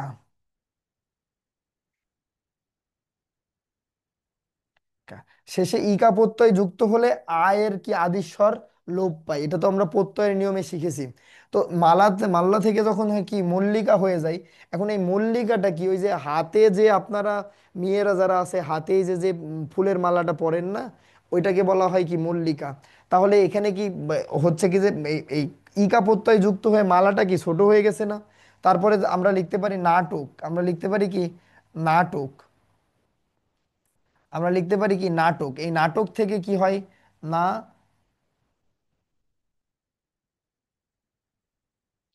নাটক থেকে হয় কি নাটিকা। তার মানে দেখেন, এখানে ইকা প্রত্যয় যুক্ত হয়ে নাটক, কম করে হলেও 3 অঙ্ক থাকতে হবে নাটকে, থাকতে হবে কি 3 অঙ্ক, এবং 3 অঙ্ক এবং দৃশ্য থাকা লাগবে, প্রত্যেক অঙ্কেরই একাধিক দৃশ্য থাকা লাগবে। কিন্তু একাঙ্কিক নাটককে বা নাটিকা বলা হয়, কিন্তু একাঙ্কিক নাটককে কি বলা হয়? নাটিকা বলা হয়। তার মানে নাটকের চাইতে নাটিকা ছোট। ঠিক আছে, এই ইকা প্রত্যয় যুক্ত করে কি করা হয়? ইকা প্রত্যয় যুক্ত করে এটা হচ্ছে ক্ষুদ্র অর্থে ইকা প্রত্যয় যুক্ত হয়ে নারী থেকে স্ত্রীবাচক শব্দে রূপান্তরিত হয় বা নারী থেকে স্ত্রীবাচক শব্দ হয়। তাহলে আমরা পুরুষ থেকে স্ত্রীবাচক শব্দের মূল কনসেপ্টটা আমরা বুঝতে পেরেছি যে কোনগুলো পুরুষবাচক শব্দ, কোনগুলো স্ত্রীবাচক শব্দ, কোনগুলো নারীবাচক মানে নারী পুরুষ স্ত্রীবাচক শব্দ। তো আমাদের নারী এবং পুরুষবাচক শব্দের যে মূল কনসেপ্টটা, যে কিভাবে আমাদের নারী থেকে পুরুষ থেকে স্ত্রীবাচক শব্দ হয়, এই বিষয়টা আমরা এখানে হয়তো বুঝতে পেরেছি। তো এরপরে দেখেন আমাদের নিত্য কিছু শব্দ আছে যে শব্দগুলোর পুরুষবাচক হয় না, সেগুলোকে নিত্য নারীবাচক বলে। কিছু শব্দ আছে যে শব্দগুলোর স্ত্রী মানে হচ্ছে স্ত্রীবাচক হয় না, সেগুলোকে নিত্য পুরুষবাচক শব্দ বলে। আমাদের সবচেয়ে বেশি প্রশ্ন আসে এই জায়গা থেকেই। আমাদের সবচেয়ে বেশি প্রশ্ন আসে কোন জায়গা থেকে? এই জায়গা থেকে।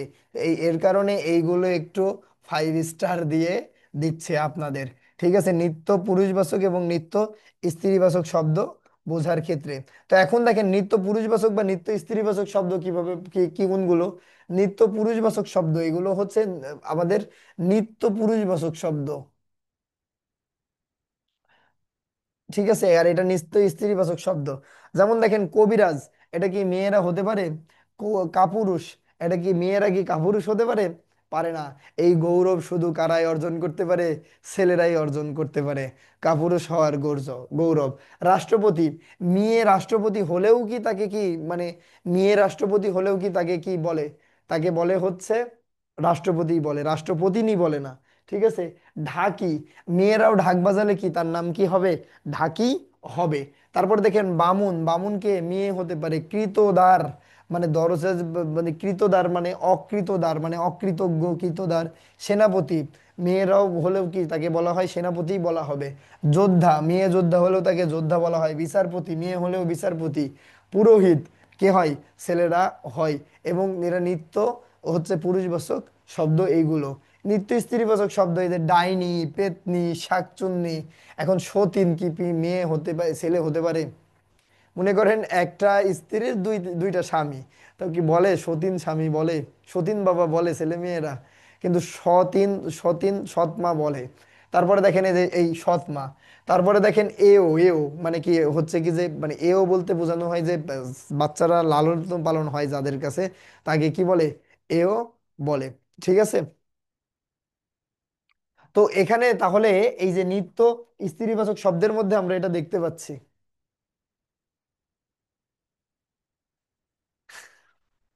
আচ্ছা, তারপরে দেখেন আমরা যেটা দেখতে পেলাম দাইমা, থাকে না দাইমা বলা হয় বা দায়ী বলা হয়, ওই যে পালক মাতারকে বলা হয় দায়ী বা সধবা।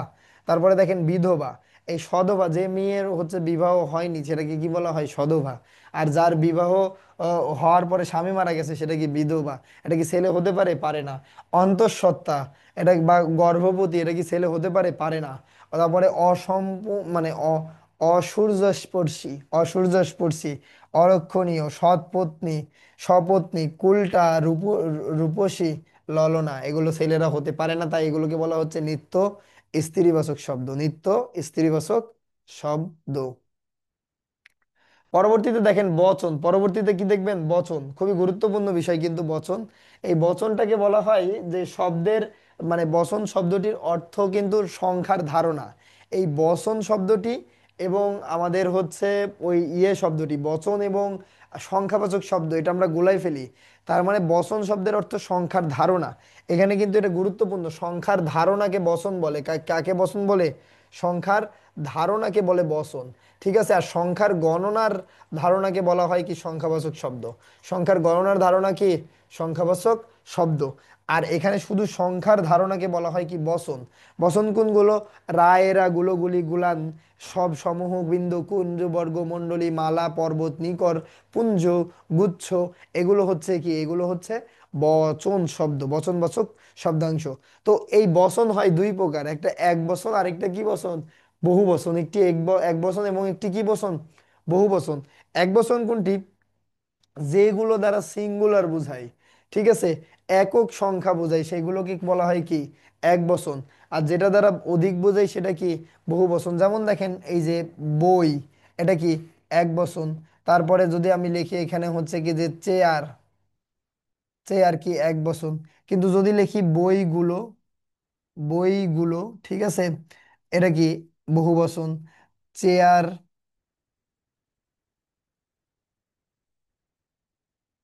চেয়ার গুলো, এগুলো যদি লিখি তাহলে কি? সেটাও কি? সেটা বহু বচন। তো এই এক বচন এবং বহু বচন, তা আমাদের বচন হয় কি কি ভাবে, বচন একটা শব্দ বহু বচন হয় কি কি ভাবে? নির্দেশক ব্যবহার করে বচন হয়, নির্দেশক ব্যবহার করে কি হয়, বচন হয়। নির্দেশক কোনগুলো? টি টা, খানাখানি, গাছাগাছি, গুলোগুলি, গুলান, এই শব্দগুলো ব্যবহার করে কি হয়, বচন হয়। টি টা, খানাখানি, কি করে? টি, টি ব্যবহার করে এক বচন, টা ব্যবহার করে এক বচন, খানা ব্যবহার করে এক বচন, খানি ব্যবহার করে এক বচন, মানে একখানি বই দাও।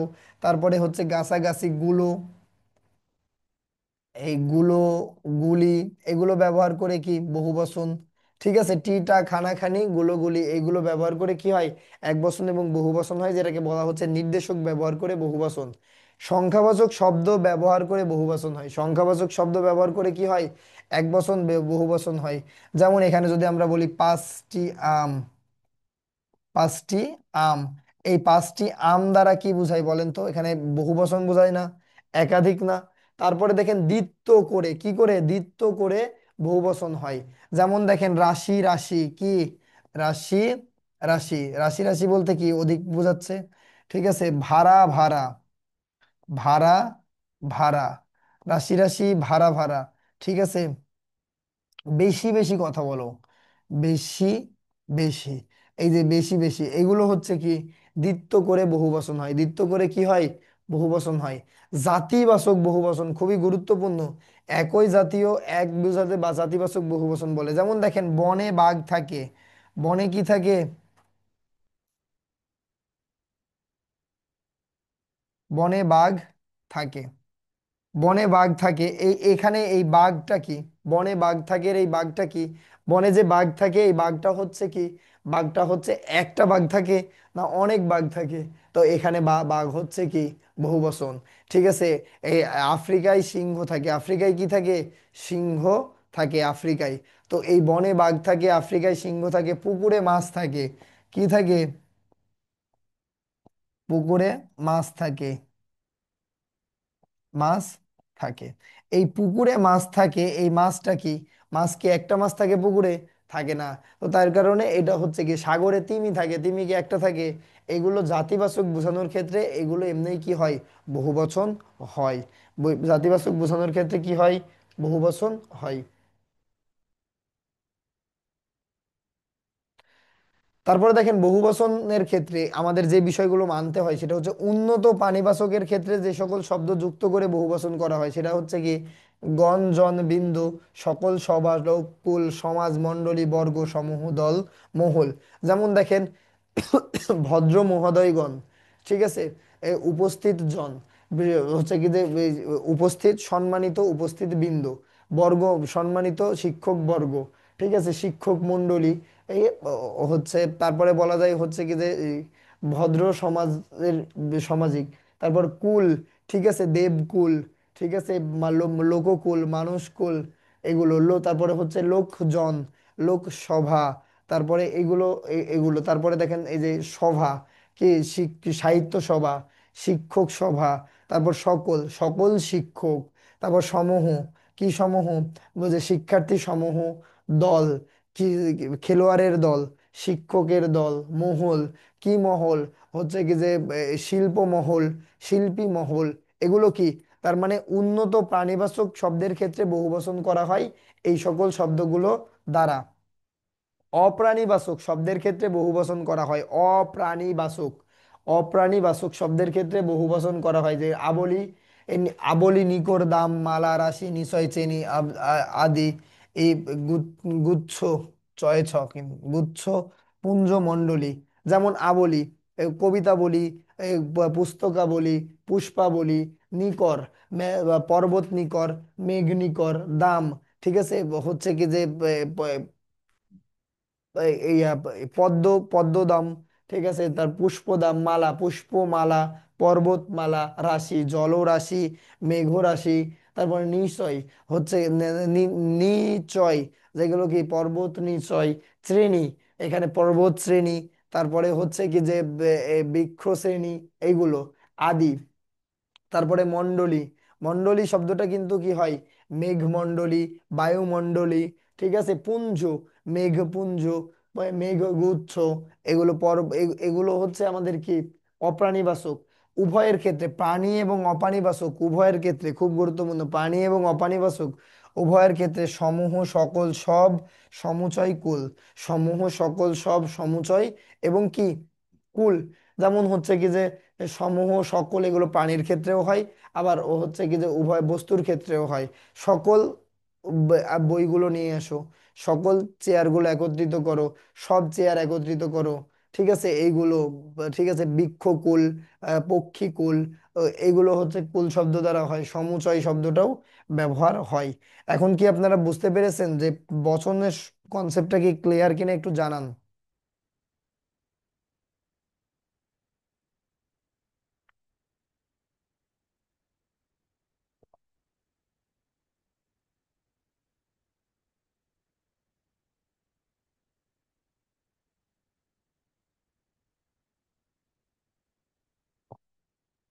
এবার দেখেন বচনের পর যেটা রয়েছে সেটা হচ্ছে সংখ্যাবাচক শব্দ।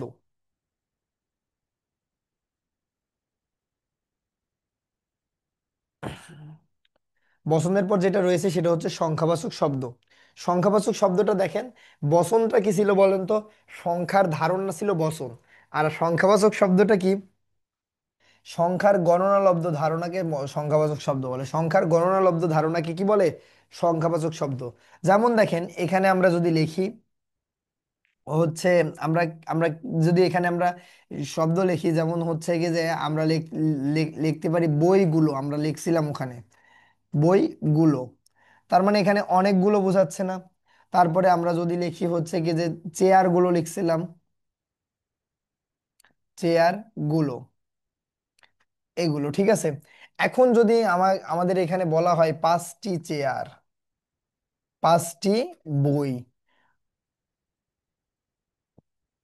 তাহলে এই বইগুলো দ্বারা কি, এই বইগুলো কি গোনার গোনার বই বলছে? দুনিয়ার সমস্ত বই বলছে না, বা গোনার বই, এখানে কি গণনার কোনো ধারণা আছে খালি? কিন্তু এখানে গণনা লব্ধ ধারণা, এখানে পাঁচটি বই, মানে পাঁচটা, এক দুই তিন চার পাঁচ, এই পাঁচটা বই কি করা যাবে? গুনে নেওয়া যাবে। তারপরে যদি আমি বলি তৃতীয় চেয়ার, তৃতীয় চেয়ারটি দাও, তৃতীয় চেয়ারটি, তাহলে এখানে এই তৃতীয়টা কি একটা নির্দিষ্ট চেয়ার বোঝাচ্ছে না? এই নির্দিষ্ট বোঝালে সেটা হচ্ছে কি সংখ্যাবাচক শব্দ। এগুলো কি? এগুলো হচ্ছে সংখ্যাবাচক শব্দ। আর সংখ্যার ধারণা মানে সংখ্যা সংখ্যা মনে হবে কিন্তু সংখ্যার ধারণা এটা, তখন সেটা বচন। আর সংখ্যার গণনা লব্ধ মানে গুণে নেওয়া যায়, সংখ্যা কি করা যাবে, গণনা লব্ধ ধারণাটার নাম কি? সংখ্যাবাচক শব্দ। তো এখন এই সংখ্যাবাচক শব্দ কয় প্রকার? সংখ্যাবাচক শব্দ চার প্রকার। সংখ্যাবাচক শব্দ কত প্রকার? চার প্রকার। একটা অঙ্ক বা সংখ্যাবাচক শব্দ, ক্রম বা পুরাণবাচক সংখ্যা শব্দ, তারপর তারিখ বাচক সংখ্যা শব্দ, তারপরে ভগ্নাংশ সংখ্যা শব্দ। অঙ্ক বা পুরাণবাচক সংখ্যা শব্দ কোনগুলো দেখেন? অঙ্ক বা পুরাণবাচক সংখ্যা শব্দগুলো হচ্ছে এই, আমরা এইভাবে লিখতে পারি এক, দুই, তিন, চার, পাঁচ, এই যে ডট ডট ডট। বা এইভাবেও যদি আমরা লিখি এ আর ক এক, দয় রস্য রস্যই দুই, তয় সি দন্তান্ন তিন, চয়াকার র চার, এগুলো যদি আমরা লিখি তাহলেও কি হবে? এগুলো সংখ্যা বা পুরাণবাচক শব্দ। এখন ক্রম বা পুরাণবাচক শব্দ শব্দ কোনগুলো দেখেন? ক্রম বা পুরাণবাচক শব্দ হচ্ছে এটা দ্বারা এক বচন বোঝাবে। প্রথম কথা হচ্ছে এক, এক বচন বোঝায় বা নির্দিষ্ট বোঝাবে। এক বচন না লিখে আমরা লিখতে পারি নির্দিষ্ট, নির্দিষ্ট বোঝাবে বা সিঙ্গুলার, আমরা এখানে লিখতে পারি নির্দিষ্ট বা সিঙ্গুলার।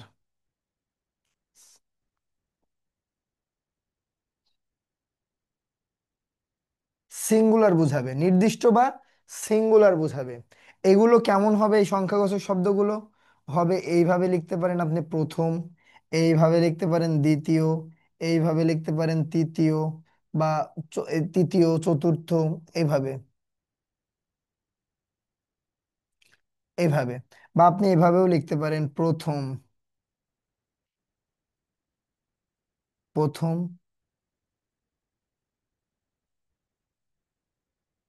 দ্বিতীয়, তৃতীয়, এগুলো হচ্ছে কি সংখ্যাবাচক শব্দ, এটা পুরাণবাচক সংখ্যা শব্দ, যেটা সিঙ্গুলার বোঝাবে। যদি বলা হয় তৃতীয় বেঞ্চ থেকে একটি বই দাও, তার মানে 3 নম্বর বেঞ্চকে কি নির্দিষ্ট করা হলো না? তো এই সংখ্যাবাচক শব্দটা ক্রম বা পুরাণবাচক সব সংখ্যা শব্দ, সংখ্যা শব্দটাতে কি হবে, এটা নির্দিষ্ট করে বুঝাবে। কি বুঝাবে? নির্দিষ্ট।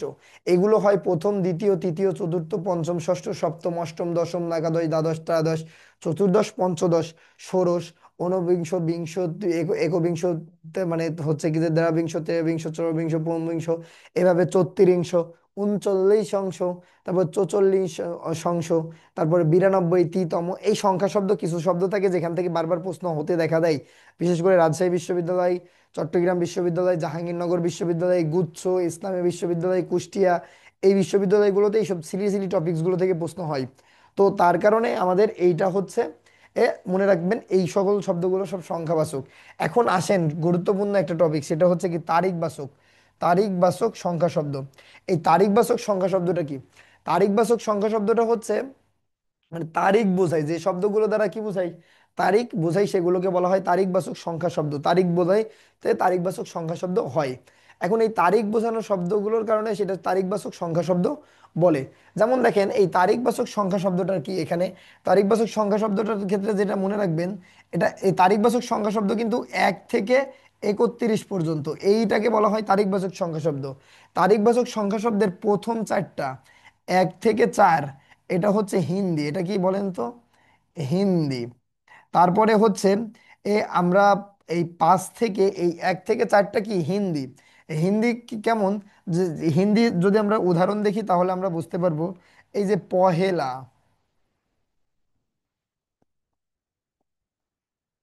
পহেলা, দোসরা, দোসরা, তেসরা, চৌঠা,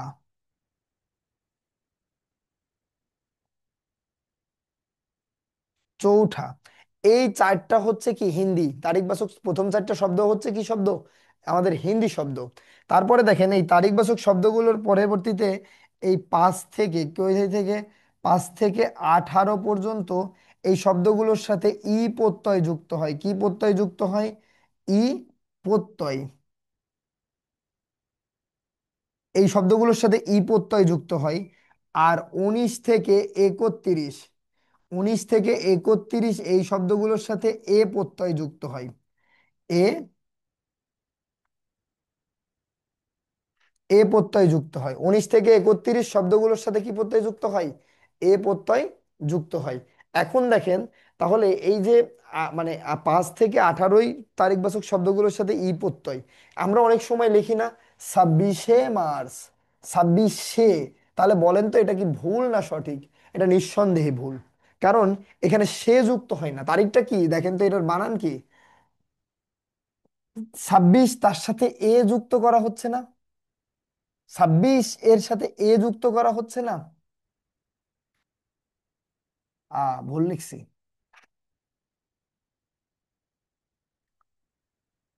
26 তার সাথে কি এ যুক্ত করা হয়েছে না? 26-এ তার সাথে তো সে যুক্ত করা হয় নাই। তাই এই তারিখবাচক শব্দগুলোর সাথে সে যুক্ত করা বাংলা একাডেমির নিয়ম অনুসারে ভুল। যেটা দেখতে পাবো হয়তো বা আপনাদের প্রয়োগ অপপ্রয়োগে থাকতেও পারে, বাক্য শুদ্ধিকরণে বা অনুচ্ছেদ শুদ্ধিকরণে সি ইউনিটে যে রিটেন কোশ্চিন থাকে, 8 মার্কসের 4 মার্কস থাকে বাক্য শুদ্ধিকরণ। তো এখন দেখেন, তো তার কারণে এই 26-এর সাথে এ প্রত্যয় যুক্ত আছে, তার মানে আপনি কি যদি লিখতে হয় তাহলে এভাবে লিখতে হবে 26 এ, 26শে মার্চ, এভাবে লিখবেন। তো এটা তারিখবাচক। আর ভগ্নাংশ কোনগুলো? এই যে ভগ্নাংশ যতগুলো শব্দ রয়েছে সবগুলোকে ভগ্নাংশ শব্দ বলে। যেমন দেখেন এই যে পোয়া, পোয়া মানে কি 1/4। তারপরে হচ্ছে কি যে সোয়া, সোয়া মানে কি হচ্ছে কি যে 1/3। তারপরে দের, দের বলতে কি বোঝাই? 1/2, দের। ঠিক আছে। এই পোয়া, সোয়া, দের, তিহাই। ঠিক আছে। এই যে এই 4/3কে বলা হয় কি? তেহাই। এইগুলো ভগ্নাংশ শব্দগুলোর ক্ষেত্রে কি বলা হয়? এগুলো ভগ্নাংশবাচক সংখ্যা শব্দ। তাহলে সংখ্যা শব্দের মূল কনসেপ্টটা বুঝতে পেরেছেন কি? একটু জানান।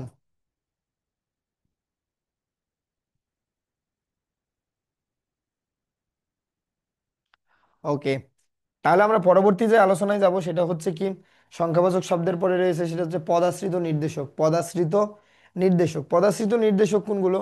পদাশ্রিত নির্দেশক গুলো গুলো হচ্ছে এই যে টি টা খানাখানি, গাছাগাছি, গুলোগুলি গুলান, টা টুকু টুকু টুকু, ঠুকুন, এগুলো হচ্ছে পদাশ্রিত নির্দেশক। পদাশ্রিত নির্দেশক টি টা খানাখানি গাছাগাছি, এই টি টা খানাখানি গাছাগাছি, গুলোগুলি গুলান, টা টুকু টুকু টুকু, ঠুকুন, এগুলো হচ্ছে পদাশ্রিত নির্দেশক। দেখুন পদাশ্রিত নির্দেশককে কি, কয়েকটি অব্যয় বা প্রত্যয়, প্রত্যয় কোনো না কোনো শব্দকে আশ্রয় বা সংযুক্ত হয়ে নির্দিষ্ট এবং অনির্দিষ্টতা জ্ঞাপন করলে তাকে পদাশ্রিত নির্দেশক বলে। এই পদাশ্রিত নির্দেশকের প্রথম বিষয়টা কি বলেন তো? নির্দিষ্ট করবে, নির্দিষ্ট করবে এবং কি করবে? অনির্দিষ্ট করবে। নির্দিষ্ট এবং অনির্দিষ্ট এই দুইটার করবে যখন, তখন সেটাকে বলা হবে কি? পদাশ্রিত নির্দেশক। তখন সেটাকে বলা হয় পদাশ্রিত নির্দেশক। এখন দেখেন, এই পদাশ্রিত নির্দেশক এক, কখনো নির্দিষ্ট করলে সেটা কি এক বচন, আর অনির্দিষ্ট করলে সেটা কি বহু বচন। তাহলে এক বচন বাচক পদাশ্রিত নির্দেশক কোনগুলো? টি টা খানাখানি গাছাগাছি, এ যুক্ত হয়ে কি হয়? এক বচন হয় বা নির্দিষ্ট করে। আর গুলো গুলি গুলান গুলিন এগুলো দ্বারা কি করে? অনির্দিষ্ট করে। আবার কোনো সংখ্যা বা পরিমাণ বোঝানোর ক্ষেত্রে বা স্বল্প পরিমাণ বোঝানোর ক্ষেত্রে টে টুকু ও টুকু টুকুন টু গোটা যুক্ত হয়, কি হয়? পরিমাণ বোঝায়। যেমন দেখেন, একটি বই, একটি কলম, একটি গান, একটি কবিতা, নির্দিষ্ট করে না? একখানা বই দাও, একখানি বই দাও, এক গোছা কলম দাও, তারপরে হচ্ছে কি যে এক গাছি যুক্ত, এগুলো আর কি। আর গুলি, বইগুলি, খাতাগুলি, কলমগুলি, এগুলো দ্বারা কি? বহু বচন বোঝাই। পরিমাণ বোঝাই, দুধটুকু খেয়ে নাও, পানিটুকু পান করো, ঠিক আছে, শরবতটুকু খাও, এই গোটাটা তুমি খাবে, গোটাটা তুমি খাবে, এটা দ্বারা কি বোঝাই? পরিমাণ বোঝাই বা স্বল্পতা বোঝাই, সংখ্যা বোঝাই। এখন দেখেন, এই যে পদাশ্রিত নির্দেশকের যে মূল মূল যে আমাদের বিষয়টা থাকে সেটা হচ্ছে কি, পদাশ্রিত নির্দেশকের মূল বিষয়টা হচ্ছে এই পদাশ্রিত নির্দেশকগুলো কিভাবে যুক্ত হয়, এই শব্দগুলোর সাথে পদশ্রিত নির্দেশক কখন যুক্ত হয়, কিভাবে যুক্ত হয়, বা মানে বা এগুলো দ্বারা কি বোঝায়। এখানে আমাদের একটা জিনিস একটু লক্ষ্য রাখবেন এদিকে। পদশ্রিত নির্দেশকের ক্ষেত্রে আমাদের এই যে এক শব্দটি রয়েছে, এক প্লাস পদাশ্রিত নির্দেশক,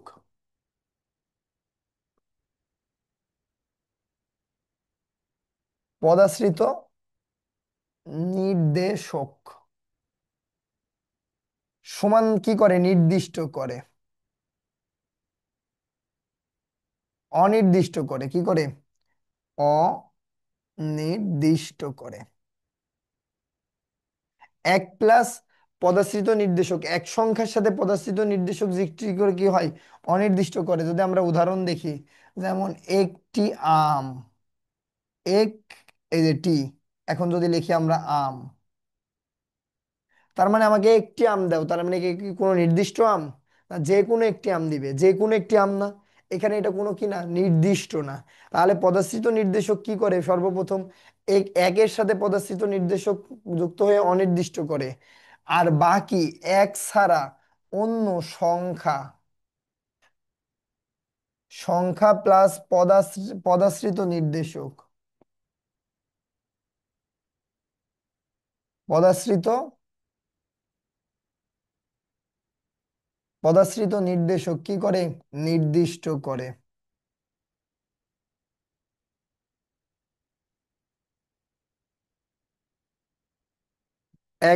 এক ছাড়া অন্য সংখ্যা শব্দ দ্বারা পদাশ্রিত নির্দেশকটি কি করে?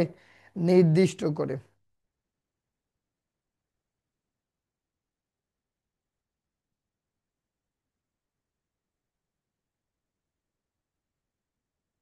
এখন দেখেন এই যে শব্দ, এখন শব্দ মূলত বিশেষ্য শব্দই সাথেই পদাশ্রিত নির্দেশক হয়।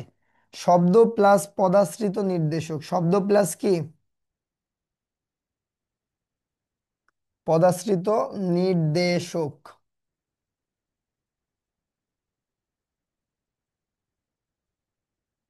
শব্দ প্লাস পদাশ্রিত নির্দেশক মিলে কি করে? নির্দিষ্ট করে।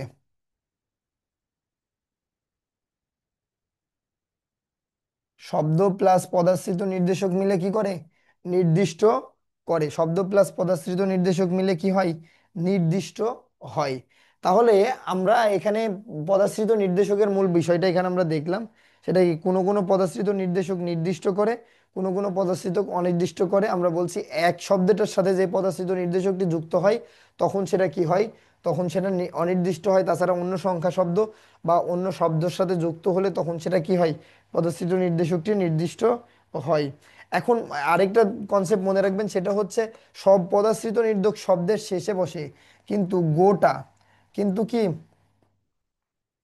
গোটা পদাশ্রিত নির্দেশকটি শব্দের আগে বসে। কোথায় বসে? শব্দ ও গোটা প্লাস শব্দ হয়, গোটা প্লাস কি শব্দ হয়। যেমন গোটা পাড়া, গোটা পাড়া, গোটা পুকুর, গোটা নদী, ঠিক আছে, গোটা মাঠ।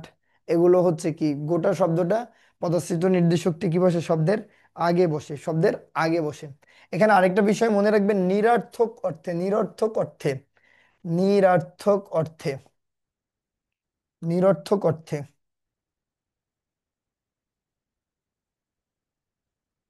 নিরর্থক অর্থে পদাশ্রিত নির্দেশক টা বসে। নিরর্থক অর্থে পদাশ্রিত নির্দেশক কি বসে? টা বসে। যেমন সারাটা সকাল হেলাই হেলাই কাটলো। সারা সারাটা সকাল বসে আছি,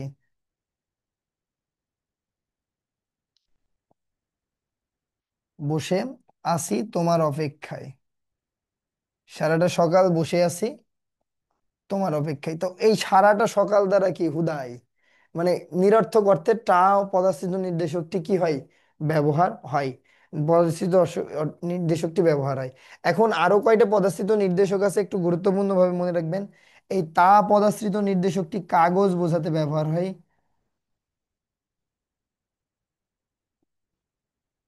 কাগজ বোঝাতে তা পদাশ্রিত নির্দেশকটি ব্যবহার হয়। আর হচ্ছে কি যে এই কেতা পদাশ্রিত নির্দেশকটি ব্যবহার হয় জমির ক্ষেত্রে। জমির ক্ষেত্রে কেতা পদাশ্রিত নির্দেশকটি ব্যবহার হয়। আর যেটা খুব গুরুত্বপূর্ণ সেটা হচ্ছে এই যে পাটি শব্দের অর্থ, পাটি জোড়ার একটি বোঝাতে,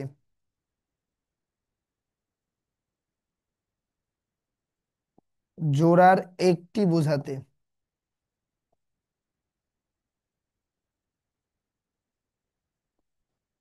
জোড়ার একটি বোঝাতে পাটি পদাশ্রিত নির্দেশকটি ব্যবহার হয়। যেমন এক পাটি জুতা হারিয়ে গেছে, ঠিক আছে, তার মানে দুইটার একটি বোঝাচ্ছে না। এক পাটি জুতা হারিয়ে গেছে বলতে কি দুইটা হারাইছে না একটা হারাইছে? একটা হারাইছে। তো তাহলে এই জোড়ার একটি বোঝাতে কি বোঝানো হয়? পাটি পদস্থিত নির্দেশকটি ব্যবহার হয়। তো পদস্থিত নির্দেশকের কনসেপ্টটা বুঝতে পেরেছেন কিনা একটু জানান।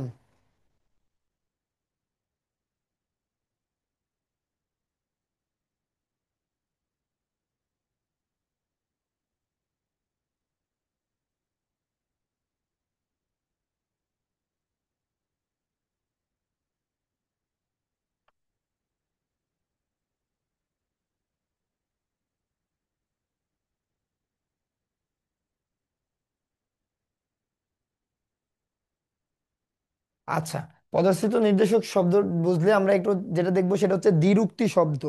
আমাদের যেটা বাকি আছে সেটা হচ্ছে কি, দ্বিরুক্তি শব্দটা বাকি আছে। দ্বিরুক্তি শব্দটা আমরা একটু দেখি, গুরুত্ব দিয়ে দেখতে হবে। দ্বিরুক্তি শব্দ থেকে আমাদের বিভিন্ন সময় বিভিন্ন পরীক্ষায় প্রশ্ন আসতে দেখা যায়।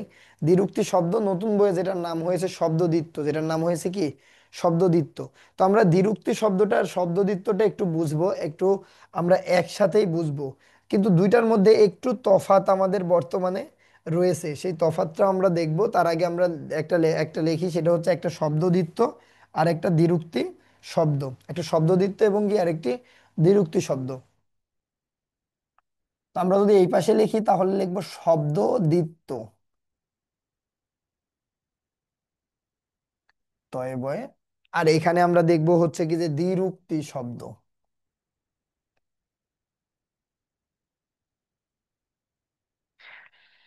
দ্বিরুক্ত শব্দ।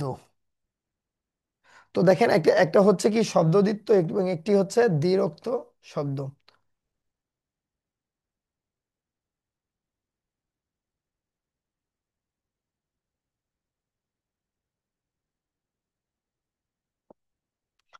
তো দ্বিরুক্তি শব্দের অর্থ কি? দ্বিরুক্তি শব্দের অর্থ হচ্ছে দুইবার উক্ত, দুইবার উক্ত,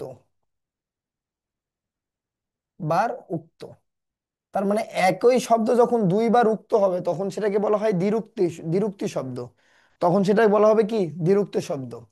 আর শব্দদ্বিত্বটা হচ্ছে এ শব্দদ্বিত্বর মূল কনসেপ্টটা হচ্ছে দুইবার উক্ত হবে, ঠিক আছে, কিন্তু অভিন্ন বা সামান্য ভিন্ন হতে পারে। কি হতে পারে? শব্দদ্বিত্বটা হচ্ছে অভিন্ন বা সামান্য ভিন্ন, অভিন্ন বা সামান্য, সামান্য ভিন্ন ও শব্দ, অভিন্ন বা সামান্য ভিন্ন শব্দ যখন দুইবার হয়, অভিন্ন বা সামান্য ভিন্ন শব্দ যখন দুইবার হয় তখন সেটা শব্দদ্বিত্ব। আর একই শব্দ যখন দুইবার উক্ত হয় তখন সেটার নাম হচ্ছে কি? দ্বিরুক্ত শব্দ। এখন এই দ্বিরুক্তের প্রকারভেদ আছে কয়টা? আর হচ্ছে কি যে শব্দদ্বিত্বেরও প্রকারভেদ রয়েছে কয়েকটি, যেটা আমরা এখন একটু দেখব। যেমন দেখেন দ্বিরুক্তি শব্দের প্রকারভেদগুলো কি। দ্বিরুক্তি শব্দের যদি প্রকারভেদ আমরা দেখি তাহলে আমাদের প্রথমে আসে সেটা হচ্ছে অনুকার। সেটা কি আসে? আগে ওই শব্দদ্বিত্বের অনুকার, একটা হচ্ছে অনুকার। তারপরে আসে ধনাত্মক, ধনাত্মক। আর একটা আর আর যেটা আছে সেটা হচ্ছে পুনরাবৃত্ত,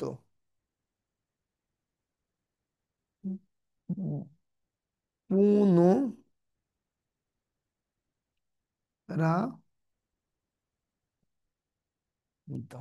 আর আমরা যদি এই দ্বিরুক্ত শব্দের প্রকারভেদটা দেখি তাহলে দ্বিরুক্ত শব্দের প্রকারভেদের মধ্যে প্রথমে যেটা পড়বে সেটা হচ্ছে পদের দ্বিরুক্তি।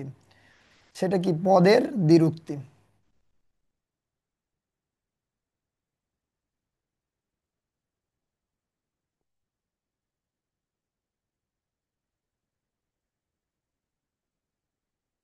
পদের দ্বিরুক্তি। তারপরে যেটা আসবে সেটা হচ্ছে অনুকার, অনুকার দ্বিরুক্তি। তারপরে যেটা আসবে সেটা হচ্ছে শব্দ দ্বিরুক্তি, শব্দ,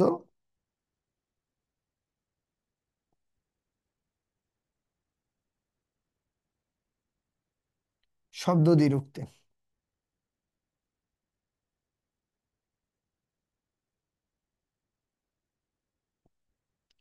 এখন দেখেন মূল বিষয়টা কি এখানে। তো একই শব্দ দুইবার বসলে তখন সেটা হয় দ্বিরুক্তি শব্দ। আর একটু ভিন্ন বা পরিবর্তিত হয়ে বসলে সেটা হয় কি? দ্বিরুক্তি। এখন পদ কখন হয়? এই পদ তখনই হয় যখন শব্দ কোথায় বসে? বাক্যে বসে। কোথায় বসে বলেন তো? বাক্যে বসে। আর এই বাক্যে বসলে এই শব্দের সাথে কি থাকে? বিভক্তি থাকে। শব্দের সাথে কি থাকে? বিভক্তি থাকে। তার মানে বিভক্তিযুক্ত শব্দ যখন পর পর দুইবার হবে তখন সেটা কি? পদের দ্বিরুক্তি। বিভক্তিযুক্ত শব্দ যখন পর পর দুইবার হয় তখন সেটা কি হয়? পদের দ্বিরুক্তি হয়। যদি আমরা এখানে দেখি তাহলে বিষয়টা একটু লক্ষ্য করেন, সেটা হচ্ছে কি? যেমন হচ্ছে কি যে গাছে গাছে, গাছে গাছে,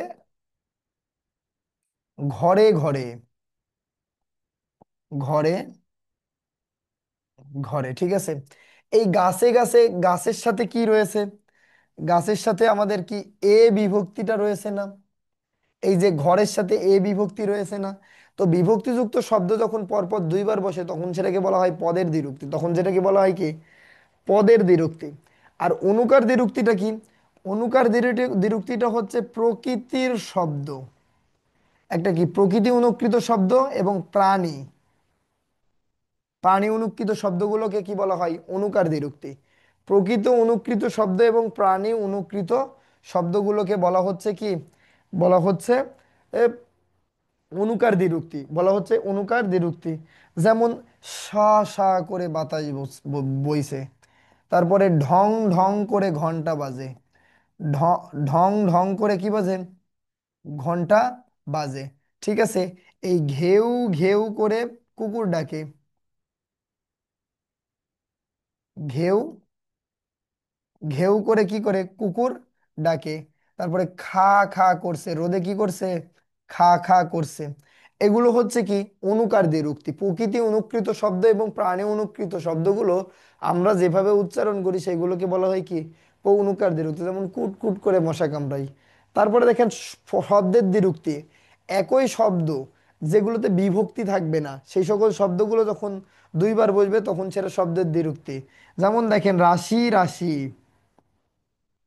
রাশি রাশি, ঠিক আছে, জ্বর জ্বর,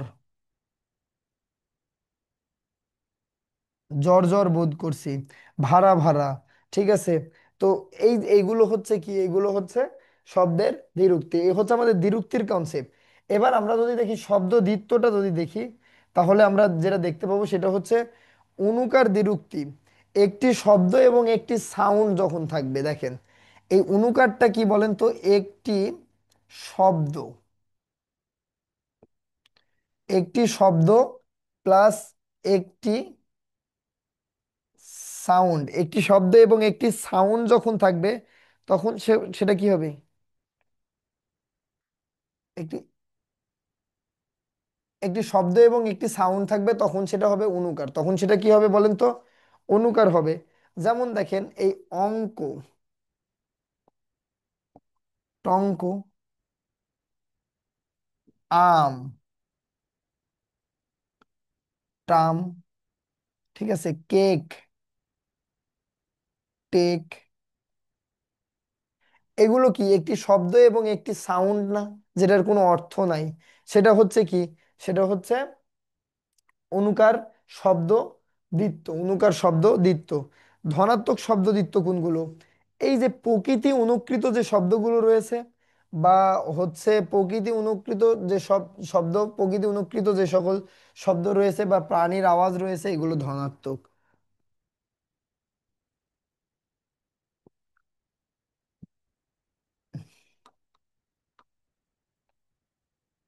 প্রকৃতি অনুকৃত এবং হচ্ছে প্রাণী আওয়াজগুলো হচ্ছে কি ধনাত্মক। যেমন এখানকার যে অনুকার যেটা সেটা হচ্ছে ধনাত্মক শব্দ দ্বিত্ব। যেমন দেখেন হচ্ছে কি যে আমরা ওখানকার উদাহরণগুলো সারা যদি আমরা এখানে লিখি, কুটকুট করে মশা কামড়াই, কুটকুট করে মশা কামড়াই, কুট কুট। তারপরে শীতে হচ্ছে কি করে, কন কন করে, শীতে কন কন করে। তারপরে হচ্ছে কি যে এ ঝিকিমিকি করে, রোদে কি করে, ঝিকি মিকি, ঝিকিমিকি। ফোড়া কি করে, টন টন করে। এগুলো হচ্ছে কি, এটা কিন্তু কিঞ্চিত পরিবর্তন হতে পারে, সামান্য ভিন্ন হতে পারে, ঠিক আছে। আর পুনরাবৃত্তি কোনগুলো, পুনরাবৃত্তি যেগুলো হচ্ছে এই যে শব্দদ্বিত্ব যেগুলো লিখছি, জ্বর জ্বর, গরম গরম লিখতে পারি আমরা, ছোট ছোট লিখতে পারি, গরম গরম, ছোট ছোট, বড় বড়, এগুলো হচ্ছে কি, এগুলো পুনরাবৃত্তি শব্দ দ্বিত্ব, পুনরাবৃত্তির শব্দ দ্বিত্ব। তাহলে আমরা এই যে শব্দ দ্বিত্ব এবং দ্বিরুক্তি শব্দ, এর যে মূল বেসিক কনসেপ্ট, এইটা আমরা আশা করি বুঝাইতে পারছি। একটু জানান এটা বুঝতে পেরেছেন কিনা, দ্বিরুক্তি শব্দের যে কনসেপ্টটা এটা ক্লিয়ার কিনা আপনারা একটু জানান।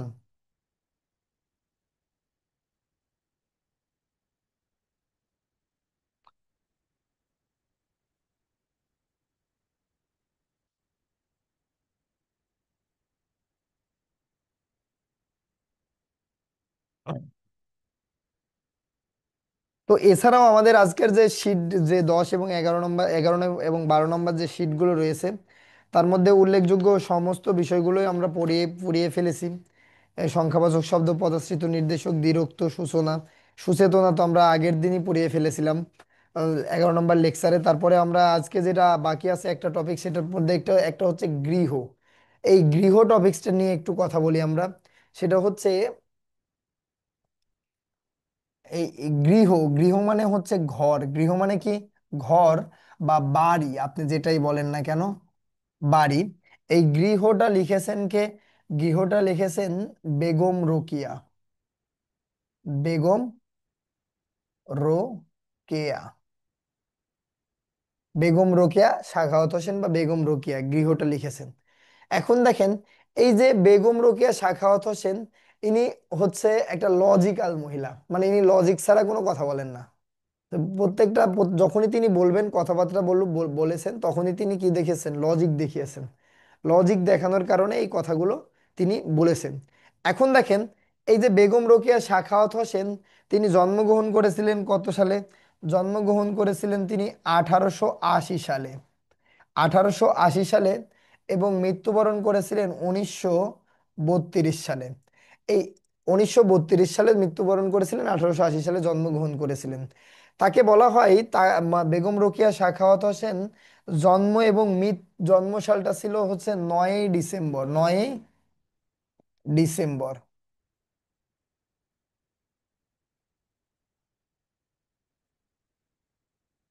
9ই ডিসেম্বর। এই 9ই ডিসেম্বরকে কিন্তু হচ্ছে রোকেয়া দিবস বলা হয়। রোকেয়া রোকেয়া দিবস বলা হয় 9ই ডিসেম্বরকে, তার জন্ম সালকে। তাকে মুসলিম নারী জাগরণের অগ্রদূত, তাকে বলা হয় মুসলিম নারী জাগরণের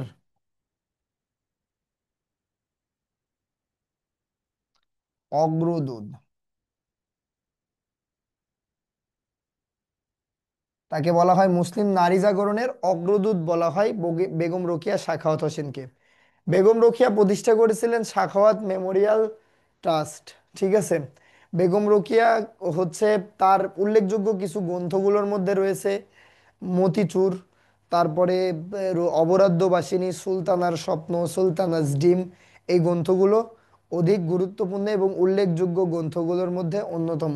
তো দেখেন, এই মুসলিম নারী জাগরণের অগ্রদূত রোকেয়া সাখাওয়াত হোসেন, তিনি লজিক ছাড়া কোনো কথা বলতেন না, তিনি এই গৃহ প্রবন্ধের মধ্যে, তিনি গৃহ প্রবন্ধে যেটা বলতে চেষ্টা করেছেন সেটা হচ্ছে, এই মুসলিম সমাজে নারীদের যে, মনে করেন কি, যে গৃহের মধ্যে আবদ্ধ, তারা যে পুরুষদের পরাধীনতার শৃঙ্খল ছেড়ে বের হতে পারেনি, এই বিষয়টাকে এই রোকেয়া সাখাওয়াত হোসেন কি করেছেন, উল্লেখ করেছেন তার হচ্ছে এই প্রবন্ধের মধ্যে দিয়ে।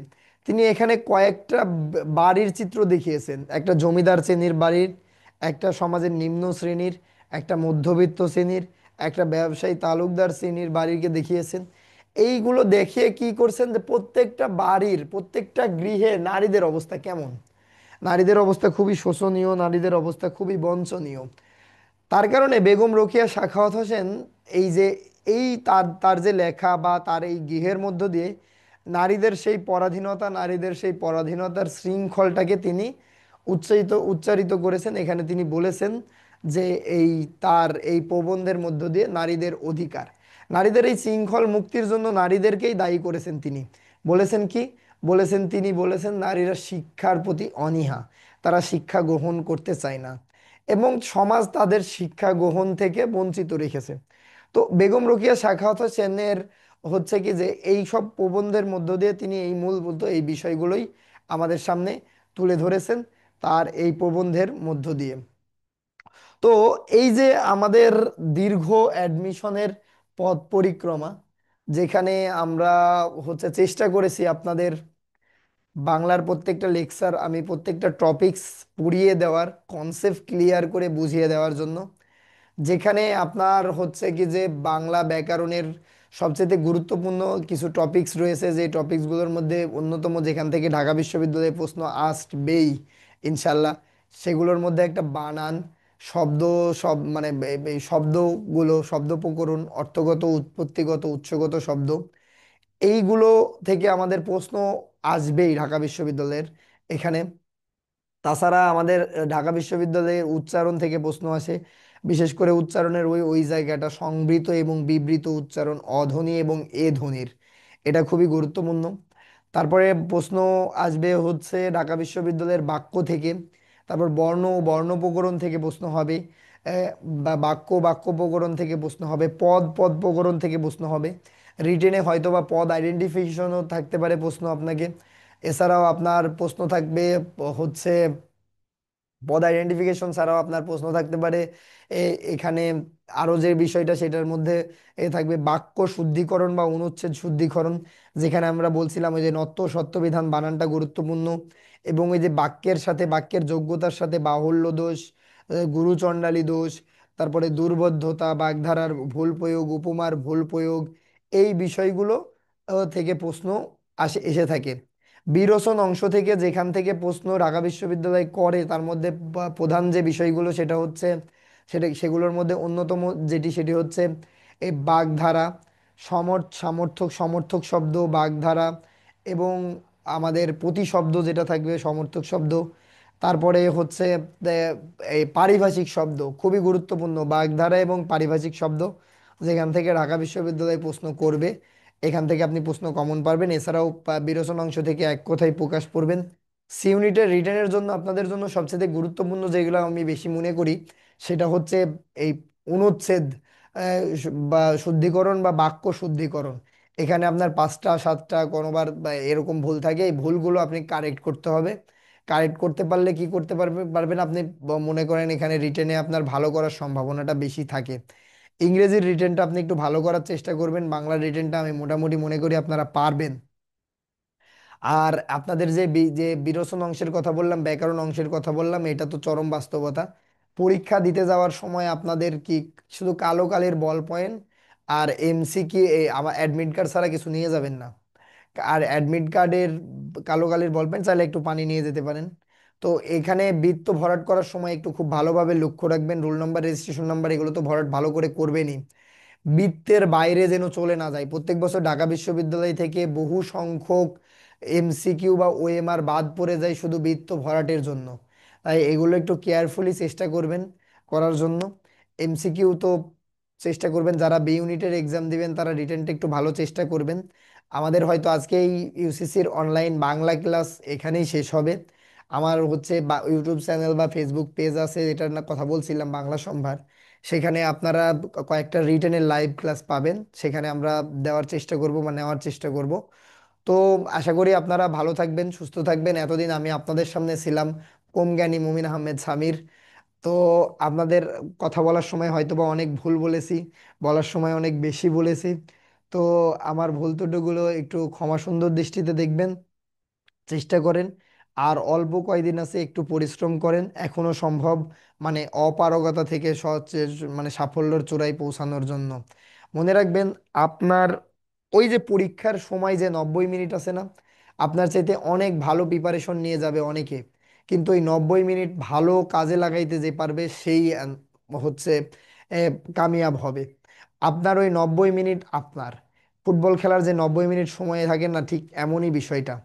আপনি ওই 90 মিনিট সময়টা আপনার, সময় শেষ হওয়ার আগে স্টেজ ছাড়বেন না। নিজের সর্বোচ্চটুকু দিয়ে আপনি পরীক্ষায় অ্যান্সার করার চেষ্টা করবেন। আপনার পরীক্ষা নিয়ে কোনো ভয় টেনশন পাওয়ার আমি দরকার বলে কিছু মনেই করি না।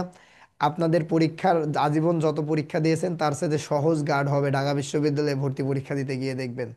তো এখন এখানে যে মূল বিষয়টা দাঁড়ায় সেটা হচ্ছে ভয় ডরহীন পরীক্ষা দেওয়া, প্রশ্নের যেগুলো আগে পারবেন সেগুলোর অ্যান্সার করা।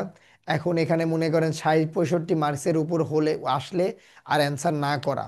যদি মনে করেন দেখা যাচ্ছে আপনার 50-55 হচ্ছে, তখন ঝুঁকি নিয়ে কিছু অ্যান্সার দাগিয়ে আসতে হবে বা অ্যান্সার করতে হবে। সেই ক্ষেত্রে আপনি কাজ করবেন, রিটেনটা একটু ভালো করে লেখার চেষ্টা করবেন। মনে রাখেন এমসিকিউ আপনার পজিশন আগাই দিবে, রিটেন আপনাকে চান্স পাওয়াই দিবে। কারণ রিটেনে ফেল করে হাজার হাজার স্টুডেন্ট, যেখান থেকে পাশ করে মাত্র 5 থেকে 7 8 9% স্টুডেন্ট পাশ করে ঢাকা বিশ্ববিদ্যালয়ে। তো তার কারণে আপনার রিটেনটার প্রতি গুরুত্ব দিন। আপনাদের মডেল টেস্ট পরীক্ষাগুলো হয়তো শুরু হবে, দিবেন এখানে মডেল টেস্ট পরীক্ষাগুলো। আর বাসায় প্র্যাকটিস করেন, রিটেন প্র্যাকটিস করেন। আমার হোয়াটসঅ্যাপ নাম্বার মনে হয় আমি একদিন দিয়েছিলাম আপনাদের, হয়তো রিটেন লিখে আমাকে সেখানে দিতে পারেন, জানাইতে পারেন। তো এই বিষয়গুলো, এই কথা শেষ কথা। তো ভালো থাকেন, সুস্থ থাকেন, আমার জন্য দোয়া করবেন। আমি আপনাদের জন্য সবার জন্য দোয়া করি যাতে সবাই বিশ্ববিদ্যালয়ে ভর্তি পরীক্ষায় অংশগ্রহণ করেন এবং ঠিকমতো পরীক্ষায় ফলাফল করে আসেন।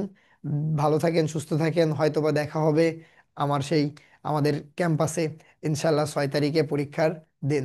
তো এই কথা ব্যর্থ রেখেই আমি শেষ করতেছি। আপনাদের সবার জন্য দোয়া থাকলো, প্রাণ ভরে শুভেচ্ছা থাকলো। আমার জন্য দোয়া করবেন, আমার ভুলগুলো ক্ষমা সুন্দর দৃষ্টিতে দেখবেন। ইনশাল্লাহ সবাই আমরা একসাথে সফল হব। আসসালামু আলাইকুম।